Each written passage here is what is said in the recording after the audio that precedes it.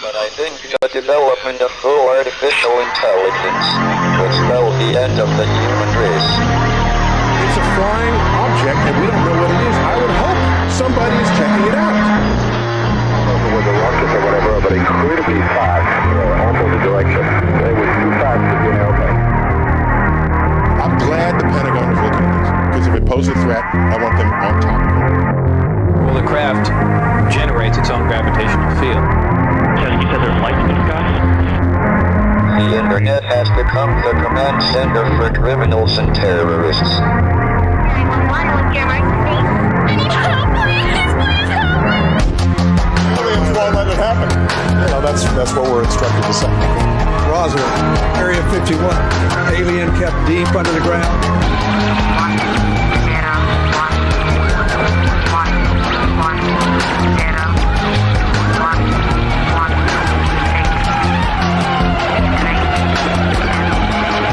9, 7. Doesn't have your best interest in mind. The government is self-serving. You're here for a reason. You're listening to Troubled Minds Radio.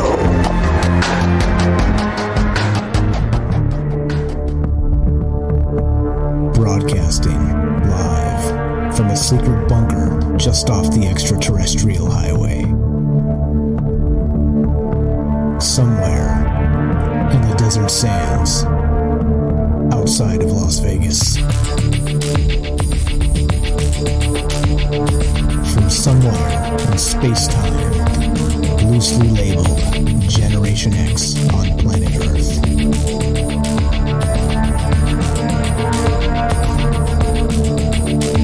And asking questions of you in earnest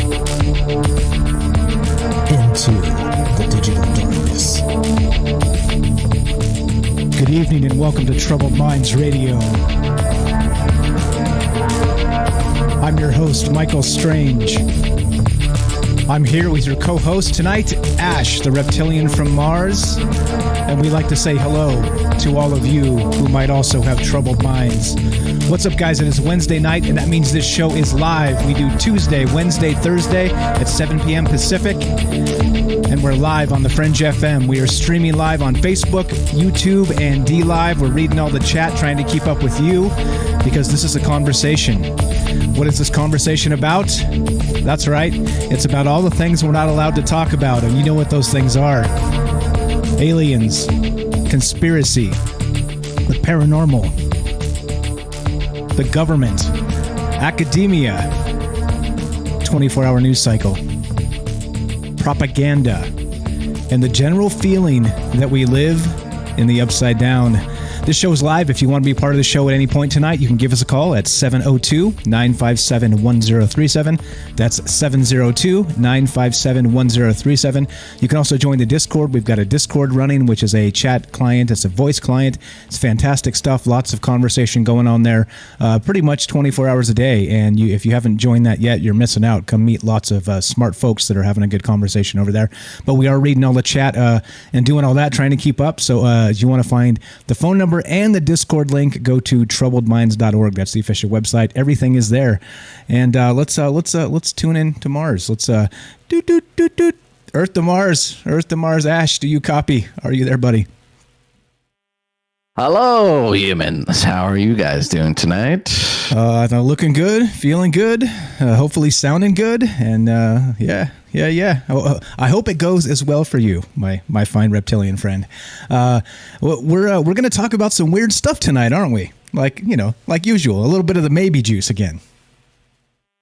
Yeah, and this isn't either one of our particular pockets, like our hot pockets of interest, but we like to try and to explore every left field, right? Every right field, every parking lot. We leave no stone unturned, okay? And so if there's woo, we'll be there, and that's what we're gonna do tonight. We're gonna look at some weird stuff. we've kind of talked about it before in the past, but I don't know. Why don't you go ahead? Do you got a good description for it? Or? Yeah, kind of. All right. So what we're talking about tonight is there's a few things here. We talk about the existence of the soul. We talk about like Joe Roop on this network as well. He talks about consciousness quite a bit, and Ryan Gable and everybody else. Right. It's kind of part of what the Fringe is about, and a different line of thinking, as it were. And so tonight we're going to kind of chase down what some of these religions refer to as reincarnation. And that in particular has some interesting forks in the road if you kind of follow it down the rabbit hole, as it were. And that's what we're going to do tonight. And I think there may be some things that you hear from us that are hopefully you've never heard, because I had never heard of this stuff as we started looking into it. And I was a little surprised, to be perfectly honest, that there's a lot of information here that's it's not as woo as you might think. There's actually been some folks that have done some scientific work behind the scenes, and actually in the past, decades ago, looking into the reality of reincarnation and how we can try and prove it from a scientific view, kind of looking into the past, getting interviews from individuals, children in particular, that say they remember past lives and things like this. So we'll get to that. We'll get to some of those stories. We got some of those lined up to talk about tonight. But as always, right? And like I said, it's going to go down some weird roads. There'll be a few forks in the road. It's not just as simple as reincarnation. There's apparently some powerful entities involved, because this is like a karmic recycle. Okay, I guess that's probably a terrible way to put it, but that's really what we're looking at here is these souls being kind of sent through a recycling system and kind of coming back to really complete things that they need to work on. So yeah, I think that's probably the really poor description nutshell of this. But yeah, so I'll get into the actual definitions. But I know you were looking at this as well, Ash. Did you find anything tonight in particular? We don't have to get into it this second, but were you surprised by any of the information that you came across? I was surprised by the narrative, which was somewhat consistent, that it kind of emerged, right? There's some mysteries to life and death, that religions and spiritual practices and doing drugs and all these kind of stuff. It's a mystery to life. And it's kind of like, I guess it's the one question, the very question that we all kind of care about the most. And it's, why are you here, right? What does it mean to be alive? And, looking around, there's this kind of narrative that that you come across, and there's a little bit more evidence that I don't think Mike or I had seen before, and so we're going to take a look at some of that stuff, and we're going to kind of correlate it with some other things that we've talked about in the past, and kind of plug two and one together, and maybe get some twos, right? So. We'll take a look at it, and as always, you guys should call in and tell us what you think about this. Show's for us to have a talk together, and we'd like to hear your experiences and see if this resonates with you, right? This kind of resonates with me. There's a sort of truth to it that you kind of know. So yeah, fascinating stuff. Like we said, we've kind of done stuff like this before, but not. This is some new stuff. I don't think we really there's some new stuff here to cover. So pretty exciting. Yeah, good, definitely good. So again, as you know, we lean on you guys a lot as part of the show here, because it is a two-way conversation. So at any point tonight, if you want to be part of this, just give us a call one more time. I'm going to read the phone number as we go. I'll put it up on the stream if you guys are watching on D Live, Facebook, or YouTube. But the phone number is 702-957-1037. That's 702-957-1037. You can also join us on Discord. Go to troubledminds.org is the official website. You got the phone number and the Discord there, and you can be part of that. All right, so now here's the weird part, right? Let's read this. This is from howstuffworks.com, right? And so this is how I usually do it, right? So I'll start with, when I'm looking into these things, I'll start with some of the most more basic type of explanations and kind of chase it down the rabbit hole from there, right? I kind of don't start at the bottom and come back up, because then you find yourself awfully confused. So I'm going to start with this. This website is called How Stuff Works, right? And it's actually reincarnation is the thing here. So here it is. Reincarnation, also called transmigration, or now I'm going to try to say this right, metempsychosis, METEM psychosis, metempsychosis, is the concept that the soul or some aspect of the soul is reborn into new lives. Depending on the religion or philosophy, the soul can appear incarnate in humans, animals, or plants as it works its way toward an eventual escape from the cycle of birth, death, and rebirth. Most religions believe in reincarnation, that believe in it consider it the path to purity and salvation. So, as always, like I said, I know there's a wide group of people out there that believe in all sorts of things, different religions, and all the rest of this. But I think part of the deal with this is that's important to me. Like your religious affiliation is not important at all to me. I do want to know, though, as we continue this conversation, do you believe in this stuff? Do you believe these things are possible? And really, that's what we do on this show. If you're tuning in to find some esoteric answers that are going to change your worldview, I'm sorry, we don't have that. I don't have insiders. The only insider I know is this dude that lives on Mars, and I'm not even sure he lives there, to be perfectly honest. I mean, if we're being real, right? I mean, hey. Whoa! What are you trying to say, man? I'm saying that my insider's a little sketchy. Is all I'm saying. That's all I'm saying. I'll stop. Oh, that's valid. Right? Okay. No, that's very valid. I don't know who you're talking about, but yeah, I could definitely see that. Absolutely. Sure. Okay, so then here we go. This continues, right, again from howstuffworks.com, the reincarnation bit. So reincarnation is widely accepted by the major Eastern religions, most prominently Hinduism and Buddhism. It also has a history in ancient Greek philosophy. However, for people more familiar with the major monotheistic religions, Christianity, Judaism, and Islam, the idea of reincarnation seems foreign and maybe even a little bit strange. That's because Christianity, Judaism, and Islam conceive of time linearly. Life is simply a short step that determines the quality of an afterlife. For those who believe in only one life followed by an eternal afterlife, reincarnation is like an unwieldy marathon run by relay instead of a short, concise sprint. So I think that's actually really well written and pretty succinct for what we're looking at.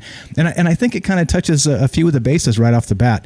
And, you know, as always, it comes down to what you believe. And don't forget, one of the major premise of this show is that we have the right to be wrong. Okay, you have the right to choose whatever it is you want to believe and be able to believe it. You know, I think you know, with as we see the media landscape as it's happening, I think it's a little doubt there's a war on religious types, and I just don't think it's necessary. You know, that there seems to be this weird.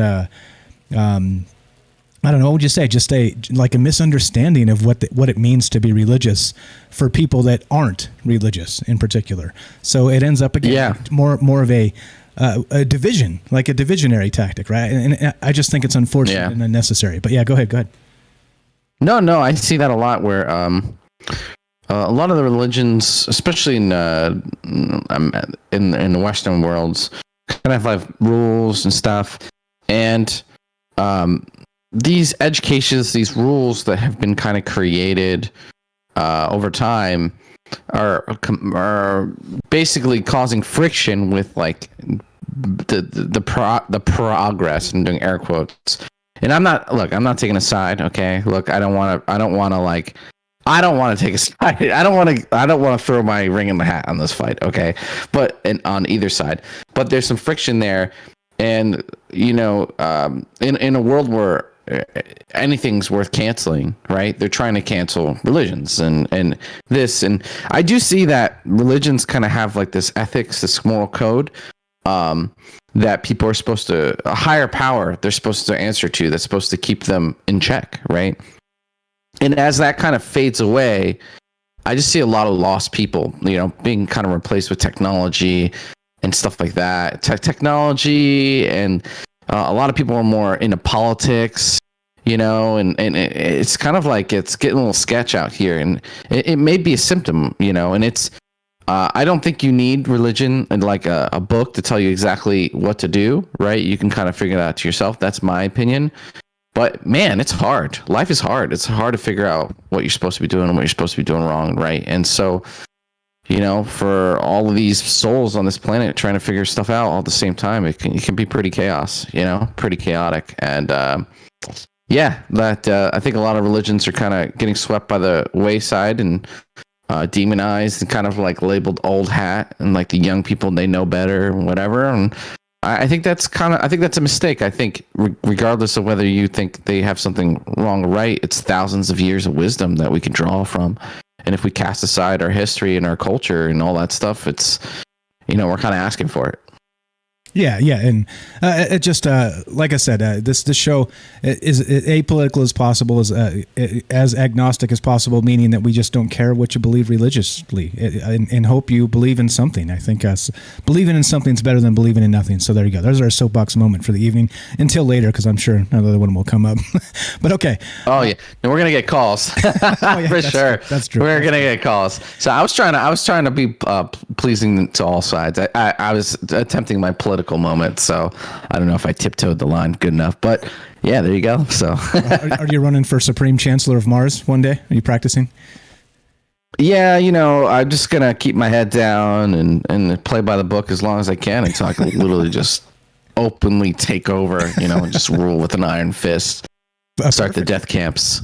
Yeah, so let me know when it's time to head out, because I'll go underground. All right, so that's what we're talking about tonight. And so, like I said, kind of looking into this a little bit, I was surprised to learn that this individual, this guy, this is from neardeath.com, near-death. All right, you gotta, with these weird hyphen things on the internet and whatnot, you gotta read the thing right. So anyway, this is where this comes from. Like I said, I always love to link my sources, so I will do that as we go, so you can find the information where it came from. But this is a little bit nutters, if you ask me. And this is one of the big things that surprised me about this, is that if you watch some of these weird shows, like. And I say weird affectionately. I don't mean it like weird. Weird to us is different. But you watch some of these shows on Discovery Channel or wherever it's going to be, you end up kind of seeing cases of what they say are reincarnation. Okay, and if they are. Well, there's some evidence to suggest it, right? And so I always figured, this is, I never really looked into it from those perspectives. I saw the things where, they talk to the little kid and he's got like a birthmark, and he says he had like a previous life, and that birthmark in and of itself was like where he got stabbed with a spear, and things like this. And then when he was reincarnated, that wound, his mortal wound, actually came back as in the form of a birthmark, because his soul remembered it somehow, like these types of things, right? And so I was a little bit surprised to be digging into this and find this guy's name. Now, his name is Dr. Ian Stevenson, and apparently this guy has done over 3,000 cases going back to the 60s, where he was tracking down cases like this, like actual, children who said that they remembered their past lives. And so he spent all this time flying around the world and kind of taking notes on all these things and trying to verify. And in many cases, they were actually able to verify who the individual was that the child said that they'd actually passed away with. Okay, and so they were actually able to identify the actual individual of their past life from the recent past here. And so I'm like, what? Like, is this real? So I'm going to read this just so you guys know who we're talking about. Again, from near-death.com.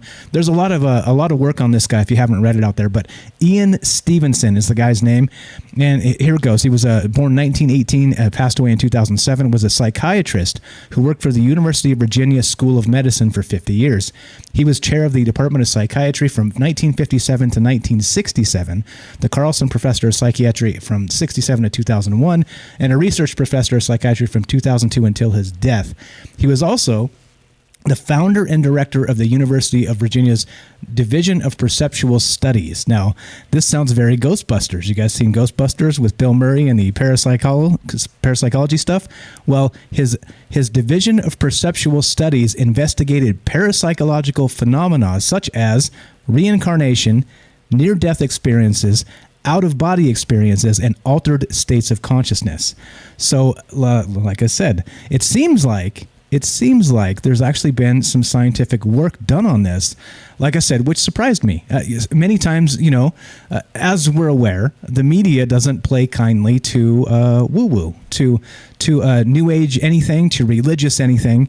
And so, we're kind of left in this state of kind of media burnout where we just think everything, we're trying to be fooled by everything. But I don't know. It seems to me that this guy in particular was looking into this in earnest. He actually believed that this could be possible, and he did a lot of work that actually you see on some of these shows where they describe like the birthmark and things like this, right? So we've got some accounts that we'll read a little bit later on, specifically from his work. But did you get a chance to look into this guy at all, Ash, before we got started? Yeah, it's interesting. This is a lot of parallels with the Dr. David Jacobs kind of thing where. They're using basically hypnosis and regressive therapy to peel back as much, I don't know, I guess, of the person's memories or of their soul. I'm not exactly familiar with the technique. I'm still kind of like trying to find some little hints of what he was doing specifically. But yeah, peeling it back and it mentioned here of trying to connect with that person with their soul and then kind of access their like soul memories and these experiences. And just like with the abduction thing, if you do enough people who don't know each other and you gather enough data, a narrative can start to form. You can start filling in the gaps, right? And it's a pretty interesting one of reincarnation, of another side, like a soul realm. And there's been lots of hints of this kind of thing before in a variety of ways. I've got a big list of examples, but yeah, it's pretty interesting. It's a cool thing. I never heard of that guy up until a couple days ago, and yeah, it's fascinating. Yeah, good stuff. So again, we're talking about reincarnation tonight, guys. And so I want to know what you think. We really want to include you as part of this conversation because, they seem to staple these ideas into particular religious views. But to me, it seems like, just like Ash was kind of saying earlier, that there's a ton of religious wisdom throughout the past many thousands of years that I think if we ignore, we're doing ourselves a disservice. And I don't necessarily think that a particular religion, one way or the other, should be stapled into a particular belief. I realize it's part of the doctrine of, the books and the canon and all that stuff, but then also there's got to be it's a wide universe after all, right? So looking to hear from you, what do you guys think? Do you have how about this? Maybe some of you out there can actually remember your past life. Maybe you can actually remember or know somebody in the family, or maybe you've looked into this and have some examples. But this is apparently, like I said, it's kind of widespread. I was reading in some cases statistics say that up to 20% of people in the United States right now believe in actual reincarnation. And so, that's a big number to me. That's a good thing. And even though this is not really a particularly Eastern religion type place, right? Where, like I said, they try and staple reincarnation into the Eastern religions. And I just don't think it's necessarily exactly that, right? So anyway, all right. So that's what we're doing tonight. We're talking about reincarnation. And like I said, if you think, whatever, don't go away, because like I said, this takes some bizarre turns as we started getting into this. Like I said, I was very surprised to find out exactly, like, not just that reincarnation might be a thing, but also that it becomes let's just say more woo than that. Even I think that a little bit weird. So here we go. We're gonna, like I said, we're taking your phone calls tonight. This is Troubled Minds. I'm Mike. This is Ash. We are talking about reincarnation tonight, and we want to hear from you. If you want to be part of the show, 702-957-1037. That's 702-957-1037. And do you believe in this stuff? And do you think that, I know we're knuckleheads and we don't know a lot of the details many times, but we have you. You are our secret weapon, and I'm pretty sure some of you are going to call in tonight and teach us something about this. One more time, 702-957-1037. This is Troubled Minds. Don't go anywhere. We'll be right back.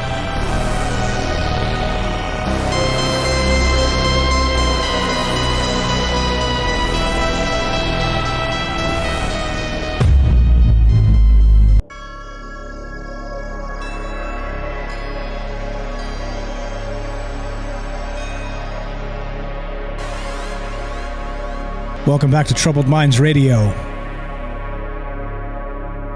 I'm your host, Michael Strange. I'm here with your co-host, Ash, the reptilian from Mars, and we're talking about reincarnation tonight. What do you believe? This show's live. If you want to be part of it, you can give us a call at 702-957-1037. That's 702-957-1037. You can find the phone number and the Discord link at troubledminds.org. We're streaming on Facebook, YouTube, and DLive. We are broadcasting this live on the Fringe FM. As always, what do you think? Is this too much woo for you? Or is this just the right amount? That's I guess we can call it the maybe juice, right? Welcome back to the maybe juice show. Welcome back, Earth to Mars. Are you there, Ash? Do you copy? 1212. I'm here. Sorry, I had to fend off a Jeff Bezos attack up here on Mars. He's sending the drones out. It's pretty nuts up here. You're good. Okay, so as we took a break, we were discussing this individual by the name of Dr. Ian Stevenson, okay? And he did a ton of work back all the way as early as 1957, all the way into the early 2000s, looking into reincarnation. And there's lots of stories here that, like I said, I think we're probably going to save the actual individual stories to the back half of the show because, as always, we'd rather hear what you guys have to say about this because we know many of these stories you've probably heard. Like I said, you've probably seen some of these strange shows out there. And I mean that affectionately. My last name is Strange after all. So it's okay. Like we know that you guys know a lot about this. Otherwise, you wouldn't be listening to this show. And so we want to know what you think. Phone numbers up. And So as part of this, again, so in 1982, Dr. Stevenson co-founded the Society for Scientific Exploration. He authored around 300 papers and 14 books on the subject of reincarnation. His 1966 book, 20 Cases Suggestive of Reincarnation, became a classic in the annals of reincarnation research. In 2003, Dr. Stevenson published his second book on reincarnation called European Cases of the Reincarnation Type. In 1997, he purchased his major classic, published his major classic, the 2,268-page, 2-volume book, Reincarnation and Biology, a contribution to the etiology and birthmarks and birth defects, which again is kind of exactly what we're talking about here, is that he was able to do some of this research and through interviews and kind of looking into the past, determine that some of these maybe birth defects or birthmarks and these types of things actually could be attached to the soul and show up in these reincarnated forms. We got a phone call coming in, but before we take that, anything else to add to that, Ash? Yeah, no, it's interesting. It's got several books. He's got one here, Children Who Remember Previous Lives, where he conducted 2,500 case studies over a period of 40 years. And he published 12 books, including 20 cases suggestions of reincarnation. And he claims to have found over 3,000 examples of reincarnation, which he shared with the scientific community. So a lot of the times, what's interesting about this is that children have been kind of like the target, for gathering this data because they're still fresh, right? Like from the soul realm that we're talking about, and that they kind of remember their past lives, and as they get older, they forget, right? And so it's really interesting. There's lots of stories in there, lots of accounts, and so. This is a real professor, okay? This is not like some woo-woo doctor, okay? This is like very experienced psychologist. He's got degrees, and he's been a hypnotherapist for 50 years. So this is a legitimate story. It's actually very fascinating, and it definitely warrants some a little sip of the maybe juice. I mean, short of a video or an image. I mean, even if someone showed you a video or image, you wouldn't believe that, right? So, there's no way to fully convince anyone of anything, I would say. But this is pretty interesting, and it's definitely got some warrant to take a gander at. Yeah, no, exactly. And I think that's why we do it. That's why we do it in this format, to be able to talk to you. Again, you want to be part of the show, 702-957-1037. That's 702-957-1037. And your call will go very much like this. Let's go to Robert. Robert from Facebook, you're on Troubled Minds with Mike and Ash. How are you, my friend? Fine, how are you? Doing very well. What do you think about this reincarnation stuff? Okay. This is going to get a little deep. All right? For one thing, Christ said that reincarnation exists. All right? He said, in order to achieve the kingdom of heaven, you must be born again. Now, throughout thousands of years, it's been trying to make that you have to be in some kind of spiritual whatever. I'm a little nervous talking. I don't like to talk too much on the phone. But this whole idea that you got to be put under the water, to be cleansed, to be born again. He meant what he said. All right, and then when the Council of Nicaea gathered in 325 A.D., all right, they chose 66 books for the Bible. All right, the 14 they removed, some of those books were recognizing reincarnation. All right, and the church did not want people to believe in reincarnation, because then they would have little power over them, as far as this lifetime kind of control if they managed to. I'm sorry. Power over this lifetime, because it would be diluted, because the soul's search is actually over multiple lifetimes. Kind of what you're saying, right? Yeah, but the church did not was that's why they got rid of those books and didn't include them in the Bible, because they couldn't have their congregations believing that, because then they would have absolutely no power, because that would prove that you have a life after this life, that death is not the final. And so that's why they threw it out. And the idea that some religions, a couple of religions, believe in reincarnation is ridiculous. Most religions do.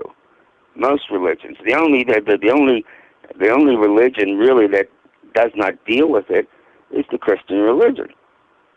All right, because if the Christ's teachings were usurped by these power-hungry bishops and popes, and I'm Catholic, so I'm not trying to run down Catholics, but that's what happened. Yeah, it's interesting that we talk about censorship all the time. You're talking about the Council of Nicaea was sort of like an early version of the censorship, and they kind of trimmed down. Yes, it was. Yeah, trimmed down some of the things they didn't want us to know. Go ahead. The reason they censored is because of that one thing, and that's reincarnation that was in some of those 14 books that were removed.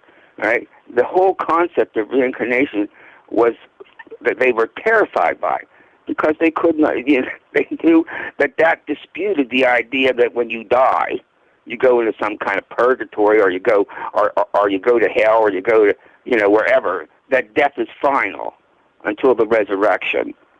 All right, until the rapture. Although the Catholic Church never talked about rapture. I'm saying Christ. I don't understand how people, and I'm not a deeply religious person, all right, but I can't understand how people can read these red sentences in the New Testament, which is Christ is always in red, all right, and listen to his teachings and say, what did he mean by that? What did he mean by that? Oh, look, that's a parable. What could he mean by that? He was absolutely straight with people. He wasn't trying to play games with words. And then when he said you must be born again, he was telling people you're going to live several lives. As a matter of fact, when you dream, if you go to bed and you dream all these weird things that happen during your sleep, it's because your soul is engaged with the various lives you're living now. All right, because all your lives are lived at once, because all time happens at once. So you may have a dream that that you were in the Revolutionary War. Well, you probably were. All right. You may dream of a number of strange things, abstract things in a night, but it's because you're visiting, you're exposing yourself to your lives, and there is no such thing as previous lives because they all exist at once. I see. So you do believe this is a thing, and that we do retain memories of the past life because they're intertwined with our soul currently, and so it is all the same life. The reason we retain the memories of our past lives is that they're not past; they're happening simultaneously. I see. All right, that makes sense. They're very much like the Akashic record, and that's why we have this. So anyway. Do you have a question for me?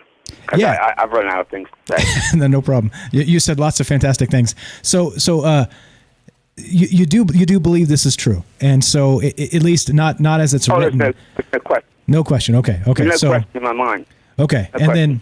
And then we're going to get to some other weird stuff. So I'd like your take on that. If you're not going to call back later, you're welcome to, of course. But in the chat, I'd love for you to kind of chime in because we haven't got to the really weird stuff yet. But we're going to get there. We're plowing along the reincarnation train to get to some really weird stuff that you guys probably haven't heard of. So I appreciate the call. Anything else? That little boy with the birthmark. Yeah. Who remembered his previous life in a town down a few miles away. All right, he wasn't remembering the past. He was remembering a life that he still exists in. All right, all of our lives exist at once. All right, because there's no such thing as time. Time is a structure that we invent. To be able to navigate this 3D dimensional life. But time actually doesn't exist, and you're living all your lives at once. And that's why this idea of going to regression, past regression, to learn your previous lives, all that's happening there is that you're communicating with yourselves. And as somebody's at that time. Yeah, that makes sense. And somebody's kind of helping you through that process to be able to somehow tune in. To communicate with your current lives because you're living them all at once. Right. Okay. All right, that makes sense, and I think there's some actual science that would back that up as well about time and slices and that whole bit where all of time exists in the same space. Robert, you were the best. I appreciate the call. Thank you very much, and look forward to talking to you soon. Okay. Okay. Thank you. Thanks a lot, my man. Have a great night. That's Robert. He's been listening to the show for a very long time. Calls in occasionally. Always great stuff. What do you think about that, Ash? Good stuff. Yeah, good call. There's two things I really resonate with is that in the past we've had religions kind of tell a truth, right? Like the potential truth to what is the truth, the ultimate truth.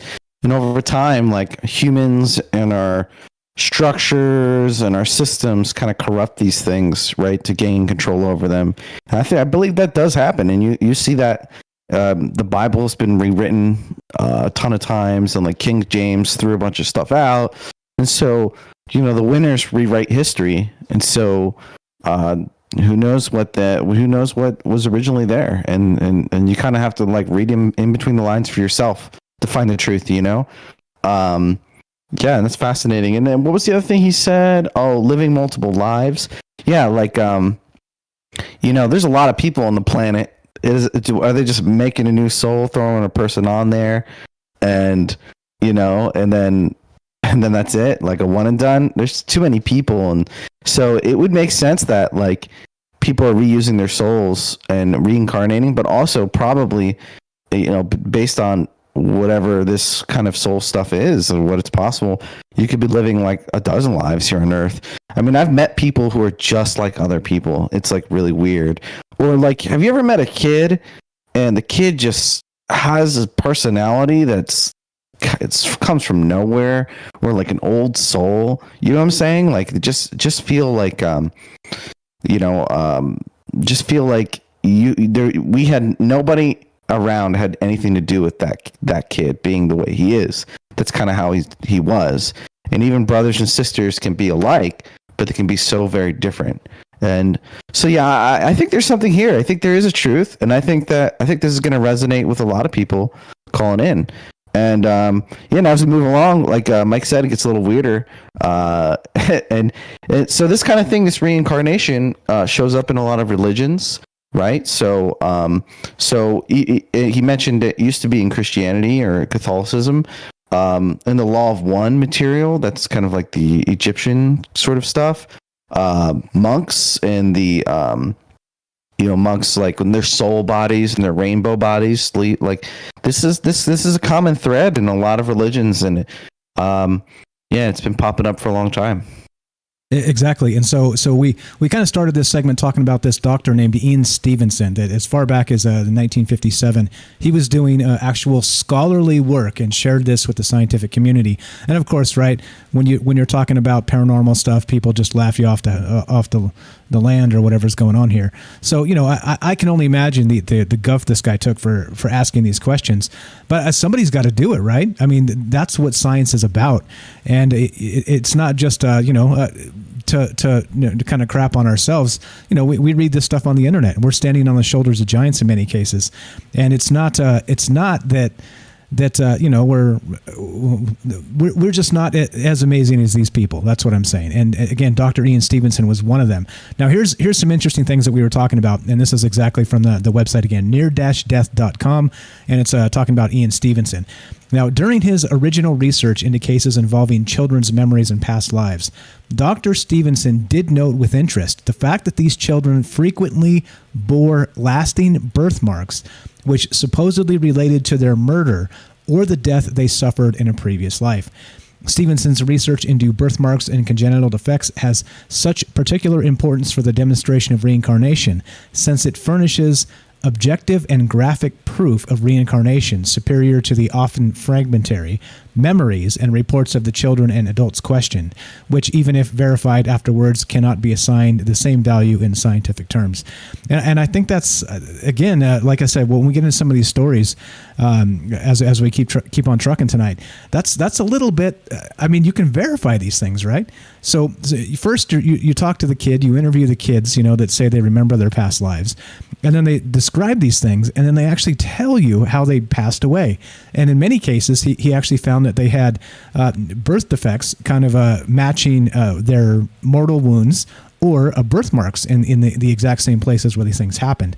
And right, I'm pretty sure, because that's not how science works and how you should conduct something like this, I'm pretty sure he didn't show up and go, "Oh, I noticed you have a large birthmark on your neck," and then seed the conversation and then let the kid run away with a fictional story. I just, I wasn't there clearly, but that's just not the way you do these things. But if it continues to come up, like we said earlier, Dr. Ian Stevenson, I-A-N, Ian Stevenson, I said that poorly, he actually had over 3,000 compelling cases, in his opinion, that suggest that this is real. The reincarnation phenomenon is real. So that's what we're talking about tonight. And again, we had a first great call from Robert. I appreciate that a lot. We want to know what you guys think about this. I think it's a great point Robert brought up about all of time, space, kind of being happening at the same time. And many scientists, astrophysicists, and folks like this have actually suggested that's the case, that time actually does not exist in the linear sense that we think of it as. It's just a construct created by our brain to kind of make sense of the life we live. So, I mean, very, very good stuff there. And yeah, maybe that's part of it, is that, like a kind of state of the Akashic record is part of that. And, I don't know a lot about it. And like I said, if you guys want to be part of the show, love to hear from you. Do you think reincarnation is possible? And if not, why? Or if so, what do you think about that? So here we go. 702-957-1037. Click the Discord link, troubleminds.org. Anything to add on there, Ash? We got probably a couple minutes left before we got to take a break. Yeah. Part of, we there's a lot of different sources I can kind of think of, and I'll mention a few of them later, but you guys have heard all this stuff in movies. Actually, the movie Soul, that movie just came out like a couple years ago, or like just a year ago, and the idea is that you go to Earth to have an experience to kind of gain your passion, and then you can kind of move on to the greater afterlife. And in that movie, there's a lot of parallels with the narrative that we're talking about, even down to like having soul guides, people that hang out and guide other souls, right? It's pretty gnarly. It's almost like to me, it felt like Disclosure, but like in a different direction, almost like watching that movie. When you, based on all these religions and stuff, when you come to this planet, you lose your memory, right, of who you were before, so you can live your life now. And so who knows how many lives, if this is true and you're listening right now, who knows how many lives you've lived, you know? Maybe you were a railroad worker at one point, or a wife on the in the old west, you know, like it's crazy. This is pretty nuts thing to think about and believe, but there's a lot of woo-woo evidence for it. Yeah, and again, like I said, this Dr. Ian Stevenson guy. So if you never heard of him, I encourage you to look into it. Like I said, I'm going to keep sharing these links as we go because I want you guys to know exactly where this information came from. I'm not just making it up off the cuff to try and weave a good story here. You don't even have to. Like, all the good stories are already out there. You don't even have to really try that hard. It's just there. So that's what we do. And as you know, we love to include you. So thank you for the call, Robert, to get us going. But that's what we're talking about tonight. The topic is reincarnation. And this individual named Ian Stevenson that actually has done some work on this and thinks that there's 3,000 compelling cases, over 3,000 actually, that suggest that reincarnation is real. So I think given that, right, just kind of starting it before we even get into the really, really woo-woo stuff or some of the specifics about what's happening here with some of the research that Ian Stevenson did. We've got your stories. We've got what you guys believe about this. So as always, do your thing. Give us a call, troubleminds.org, and there we go. So, all right, as we get going and kind of rolling into this, after the top of the hour, we're going to get into the really weird stuff. This is when this conversation about reincarnation kind of goes off the rails. So if you're here listening to this and you're like, okay, yeah, I've heard this all before, the birthmarks and the kids and well, hold still. Well, hold tight just a minute, because we're going to get to some stuff that will probably blow your mind, because there's apparently some sort of celestial council that has spirit wizards, something to do with reincarnation. We're going to get to that after the break. But yeah, spirit wizards is probably the tongue-in-cheek way to put it. But yeah, there's actually something called the Council of Elders. So if you've never heard of that, well, like I said, don't go anywhere, because guess what? After the top of the hour and we take a quick break, we're going to start talking about what the Council of Elders actually is and what it means to reincarnation. You're listening to Troubled Minds. I'm Michael Strange. This is Ash the Reptilian from Mars. We're doing our thing. We're hanging out. We're talking to you. If you want to be part of the show, 702-957-1037. That's 702-957-1037. Don't go anywhere. More fascinating conversation about reincarnation and the Council of Elders after the break. Be right back.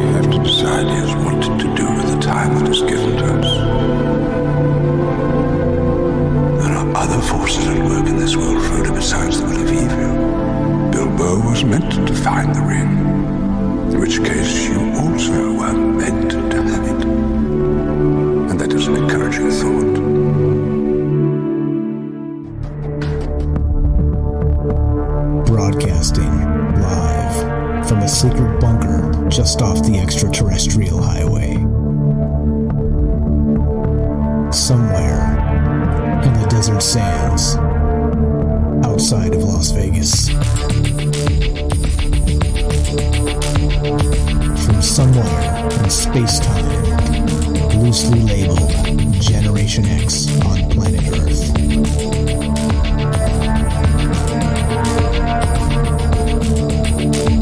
And asking questions of you in earnest into the digital darkness. Good evening and welcome to Troubled Minds Radio. I'm your host, Michael Strange. I'm here with your co-host, Ash, the reptilian from Mars. And we like to say hello to all of you who might also have troubled minds.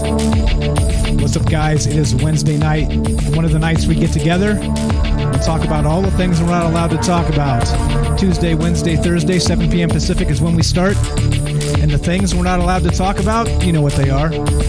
Aliens, conspiracy, the paranormal, the government, academia, 24-hour news cycle, propaganda, and the bizarre feeling that we live in the upside down. We are streaming live on YouTube, Facebook, and DLive. We are broadcasting live on the Fringe FM. And tonight we're talking about reincarnation. We've all heard the story of the youngsters that remember a past life and are able to describe in detail how they actually passed away. And in some cases, as we were talking about as we kind of came into the top of the hour here, is there's an individual by the name of Dr. Ian Stevenson, and he's verified that some of this could very well be real. And these mortal wounds that were suffered by youngsters actually corroborate the story with a birthmark on themselves in the current times. So there you go. That's what's on deck tonight. You got the phone number. I'm going to keep flashing and putting it up. Looking to hear from you guys. Welcome back to the show. Earth to Mars. Are you there, Ash? I'm here, brother. Right on. Present, and accounted for. We got a hot connection to Mars tonight. So what do you think about this? We're going to get into some really weird stuff regarding reincarnation. But if you had to put your money on it at this point, with the new things we learned about this, looking into it, do you think this is a possibility, or do you think we still drinking the maybe juice, a hefty dose at this point? Oh, you're asking me? I thought you were asking the audience. I'm asking you, buddy. I want to know. Yeah. Hey, man. At the end of the day, nobody really knows. You know what I'm saying? You know, everyone can think they know or guess, but at the end of the day, you don't really know. So when you close your eyes for that last time, who knows what's going to happen? But you get a lot of stories, a lot of weirdness, and I'm going through and I'm reading some of these commonalities, this narrative that's emerging. It's really interesting, you know, where people pass away and there's stages. And I've heard these things before, so I don't know if you want to move the ball along, or you just want to generally talk about it. But yeah, I'm down. I'm sipping. I'm bathing in maybe juice at this point. It's sat out a little bit too long, and your maybe juice is fermenting into probably juice. Got it. All right. I'm licking it off Mars rocks. Just perfect. Before it evaporates away. All right, so we're gonna get to the really out there stuff in just a sec. But before we do that, we have a phone call. Like I said, we are broadcasting live. So if you want to be part of the show, 702-957-1037. That's 702-957-1037. You can find the phone number and the Discord link at troubledminds.org. So let's go to this phone call, and then we'll keep on trucking here. Beechwood, you are on Troubled Minds with Mike and Ash. How are you, my friend? I'm doing awesome, amazing. Wanted to call and talk about this. It's a tough one to put together because when you end up going off in so many different directions. But I'm going to go ahead and say reincarnation is possible and it's real in some way or form. But also, right at the beginning, there was just a book, a source. It's called "The Disappearance of the Universe," and it's by a guy named Gary Renard. And it talks it's about a guy that was visited by ascended masters, and he was just really confused about, life and what it was, and these ascended masters came and he wrote the book about it. And that book basically says that the universe only exists because your mind is here to exist, to perceive it, which is a theory that I've heard, and I think it's a good theory. Then there's, theories on creationism and religion. But what you see with all creationism and like religion is duality. Like there's a devil and there's a good side. You can't have one without the other. There has to be some form of duality for that to work, for us to exist. And when you start to think of that, it makes you wonder if the universe really is only your mind. But this is a long topic. I have a few good points. I don't know. Hope I'm not rambling, but no, you're good. You're good. So you definitely think it exists. It's possible. And continue. Go ahead. Go right ahead, sir. All right. Well, I was just listening to the commercial, and Lord of the Rings was on your commercial with Gandalf. Now, that's a very, fairy tale story with things that nobody has seen exist on, this earth that we know of. But the guy talks about it in the book, and, he wrote The Hobbit in 1937. And I don't know, that's a long time ago. And you look through history in the lack of technology as you start to go back through history, yet all the mythical stuff still exists. And as we go further into the future, there's less mythical things and it's more geared towards technology. So that makes me, I have the theory that your imagination comes from all your past lives, because I'm pretty sure I'm reincarnated. I know I am.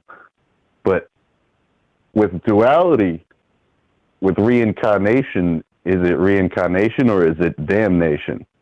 So if you're religious, it could be damnation, and that's all depends on how you perceive it.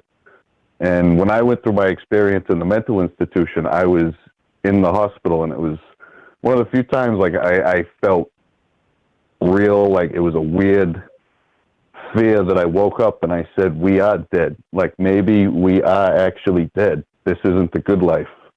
And we forgot. We woke up in either hell or heaven, or we're in limbo, or maybe none of it's real, the Matrix. So all those things go, through your head. But there doesn't seem a reason for them to be here that, this natural earth would present if something like that wasn't true in the past.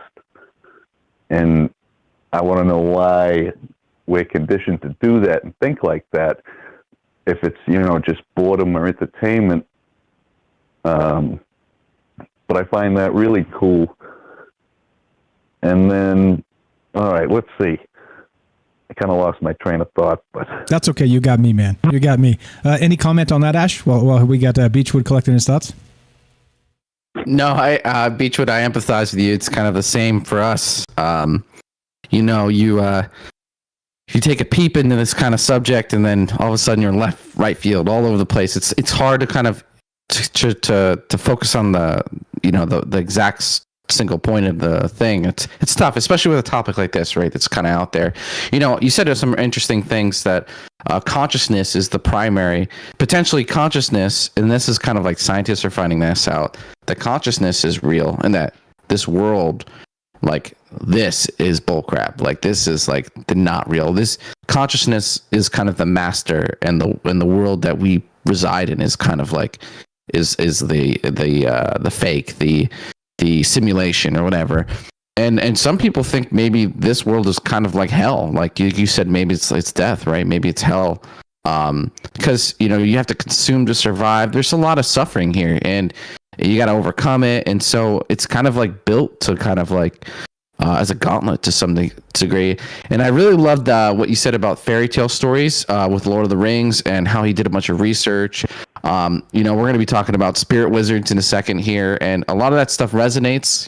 You've heard of DMT and the elves, the DMT elves, and there's a lot of the fairies and all that kind of stuff. There's something kind of there, and maybe that exists in the spirit realm. So good comment. Good stuff. It does. And also, DMT, your body can produce it naturally, and it's better than anything you're going to find in nature. But Yeah, that's Yeah, they doing a lot of natural things. Yeah, and that's like when you dream, you produce DMT, and actually, it's funny. All animals do, right? And so there's the whole, the Black Panther movie where the spiritual panthers, and they think that panthers used to eat like DMT flowers, get high as AF, and then they would like go to the spirit realm, and then people would also do DMT, or in their dreams they would see these panthers, and you're literally seeing like high panthers like cruising the spirit realm. So anyway, I thought that was an interesting story. Never heard that. It's like a theory. Yeah. So anyway, speaking of movies, that brought up another good a point I was going to mention, because it's a movie reference, but the movie Avatar, the James Cameron, that's not quite reincarnation, but if you could just have continuous avatars, you could reincarnate yourself. But there's a scene in that movie with Sigourney Weaver when they're down taking experiments, and she takes a little tool and she sticks it into the tree, and she looks at him and she shows him and she tells him what it means, and he doesn't know what it means. He's dumb. And she has this shocked look on her face, and she says, "It has more connections than the human brain." So if that was possible, that would mean that the universe is here, and consciousness is maybe second, or you could go back and forth. Yeah, it's there's actually a thing called panpsychism that postulates that every single thing in the universe is conscious, and that would be the rocks and the trees and everything, right? Even inanimate objects, and that would kind of describe it as more connections than the human brain, but we're talking about on a universal scale. Crazy stuff, man. Crazy stuff to think about. Like I said, it is a wide world out there, and like the possibilities are endless when you kind of put your mind to it. And again, like physics and all the rest of this stuff, we haven't even cracked the first shell of that. We're still barely dabbling in that as people. So lots of stuff to look forward to. Hopefully, we get to some really, really hot stuff soon, and we're all zipping around in Bob Lazar type sport craft soon. But you're the best, Beechwood. Anything else while we got you on the phone? No, that's about it. But that with this topic, like with putting the science into it, that's how broad you can reach out. It's like the universe. You go any direction, like any rabbit hole you want to go down. And there's a possibility that every single thought that you can think of is real somewhere. The universe is big enough to do that. Yeah, exactly. So, right. Somewhere. But, yeah, that's all. I just wanted to call, say hi, and thanks for having me on. Appreciate it, my man. Thank you for the call. Thanks for listening, and thanks for participating. We'll talk to you soon, okay? Yeah, tune in for the next segment, man. You're gonna love it. I think you're gonna like this. Yeah, we're going straight off the rails as soon as you're off the phone. Thanks, Beechwood. Have a great day. Beautiful. Thanks, man. Thanks. That's Beechwood from Massachusetts, and as the Night Stalker says, yeah, we what do you say? He said we got Reincarnation, Boston represent. There you go. Exactly right. All right, so let's go. Exactly. Let's go. All right, we are going off the rails, directly off the rails. So we're talking about reincarnation. We're talking about this individual named Dr. Ian Stevenson. All right, so that's in the past. That's in the rearview mirror, and there's some compelling evidence to suggest reincarnation is real. What about this next thing, Ash? You want to lead this one? Yeah, so we were poking around on the internet here, and we were exploring, and there's one specific thing that kind of got us into this whole topic, and I don't know, I've never heard it before. So your soul, and I'm still reading from this blog article. You die, then you enter a healing phase. You're losing your memories, and then you go through what is called a past life review. But you don't do this alone. No. You don't review your whole life by yourself. You have to go and seek the wizards, the Council of Elders. Now, this spiritual council of elders has been talked about through a lot of regressions, and it's come up a lot of these people doing these soul regressions, where there's these sometimes bearded, sometimes bald, but kind of always wearing like robes, kind of like wizards of this council. And this council reviews your life with you, and it's not supposed to be a judgment thing. It's supposed to be a review with you as your soul to kind of help you interpret your life and your mistakes and what you can kind of do better. And that you're on this repeated cycle, and that according to this, we've all met these guys, and that if you serve and you get high enough, you can serve on you yourself. Maybe are one of these elders just taking a stroll into the real world. But it's pretty gnarly stuff. I've never heard of it before. We kind of peeled it back. So, we can get into it, get into some more specific stuff about it. But I thought that was pretty interesting. Spirit wizards. I think that's cool. And honestly, it's like, it sounds good. Sounds better than going to hell and burning for all eternity, Yeah. For anything permanent sounds bad. Just standing here for too long, my knee starts to hurt, so I can only imagine. But okay, with no shirt on. Yeah, exactly. Well, I've got a shirt back on, so stop breathing heavy out there. Okay, I got a shirt back on. All right. Okay. Everybody can exhale. All right. So here's the thing. Now here's a little bit of weirdness regarding this. So the individual we started talking about was Dr. Ian Stevenson. Okay, and he was the guy that did the work with over 3,000 compelling cases to scientifically say that, look, reincarnation might actually be a thing. Okay, but then we have this other individual. His name is Dr. Michael Newton. Dr. Michael Newton, and he's done a ton of this as well. And this is where it really gets into the maybe juice here, because he's saying that he's able to actually have consultations with people, and actually I think he's passed away now. I'll verify that. But so he started this thing called the Newton Institute, and I linked it, and you guys can check it out. Again, I'm not selling anything. I'm not saying to go talk to the guy or any of this stuff, but I am saying these are the claims that he's making. He's saying exactly like Ash described, is that as part of this reincarnation process, there's like this kind of intermediate in-between life sort of review. And it is, what would you say, the spirit wizards? But they are known as the Council of Elders. And people have said it's possible for you to be able to channel these individuals and make contact with them in the real world, right? And so they say that they are not, as Ash said, they're not judgmental. It's not a board of directors that's going to demote you to the basement sort of thing, right? It's not like that, red swing line stapler. You're in the back corner of the desk, nothing like that. It's more like a spiritual guidepost to help you really look at the entire scope of all of your lives, past, present, and future, and then they're kind of like a guidepost or a sounding board to maybe point you in the correct direction for your next batch of lives, right? And so, like I said, this space wizards, we get super weird here, right? We get super weird with this, and I'm not exactly sure. I don't know what to think. Reincarnation's probably deep enough for me. I'm like, okay, cool. This guy did a bunch of work, and there's a bunch of compelling stuff. All right, I'm sold enough. Give me a shot of the maybe juice, and I'm in. But then we get space wizards. We get this guardians and watchers from the Discord there. Night Stalker put the watchers from the DC and the Marvel universe, that maybe this is what we're looking at. But anything to add to that? I think that describes it pretty well. But there's a whole bunch of different stuff on this, and people are said to channel them in real time, in real life, and be able to actually discuss them.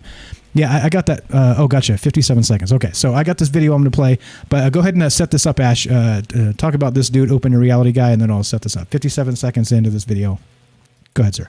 Great. Yeah. So I keep tabs on all the woo. I'm part of probably 100 crazy groups, and I see all kinds of nutty stuff, and I don't know how I came across this guy.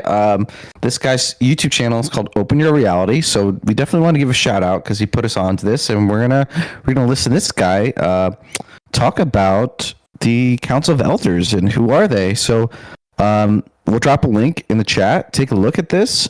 We always give credit where it's due. It's a really interesting thing.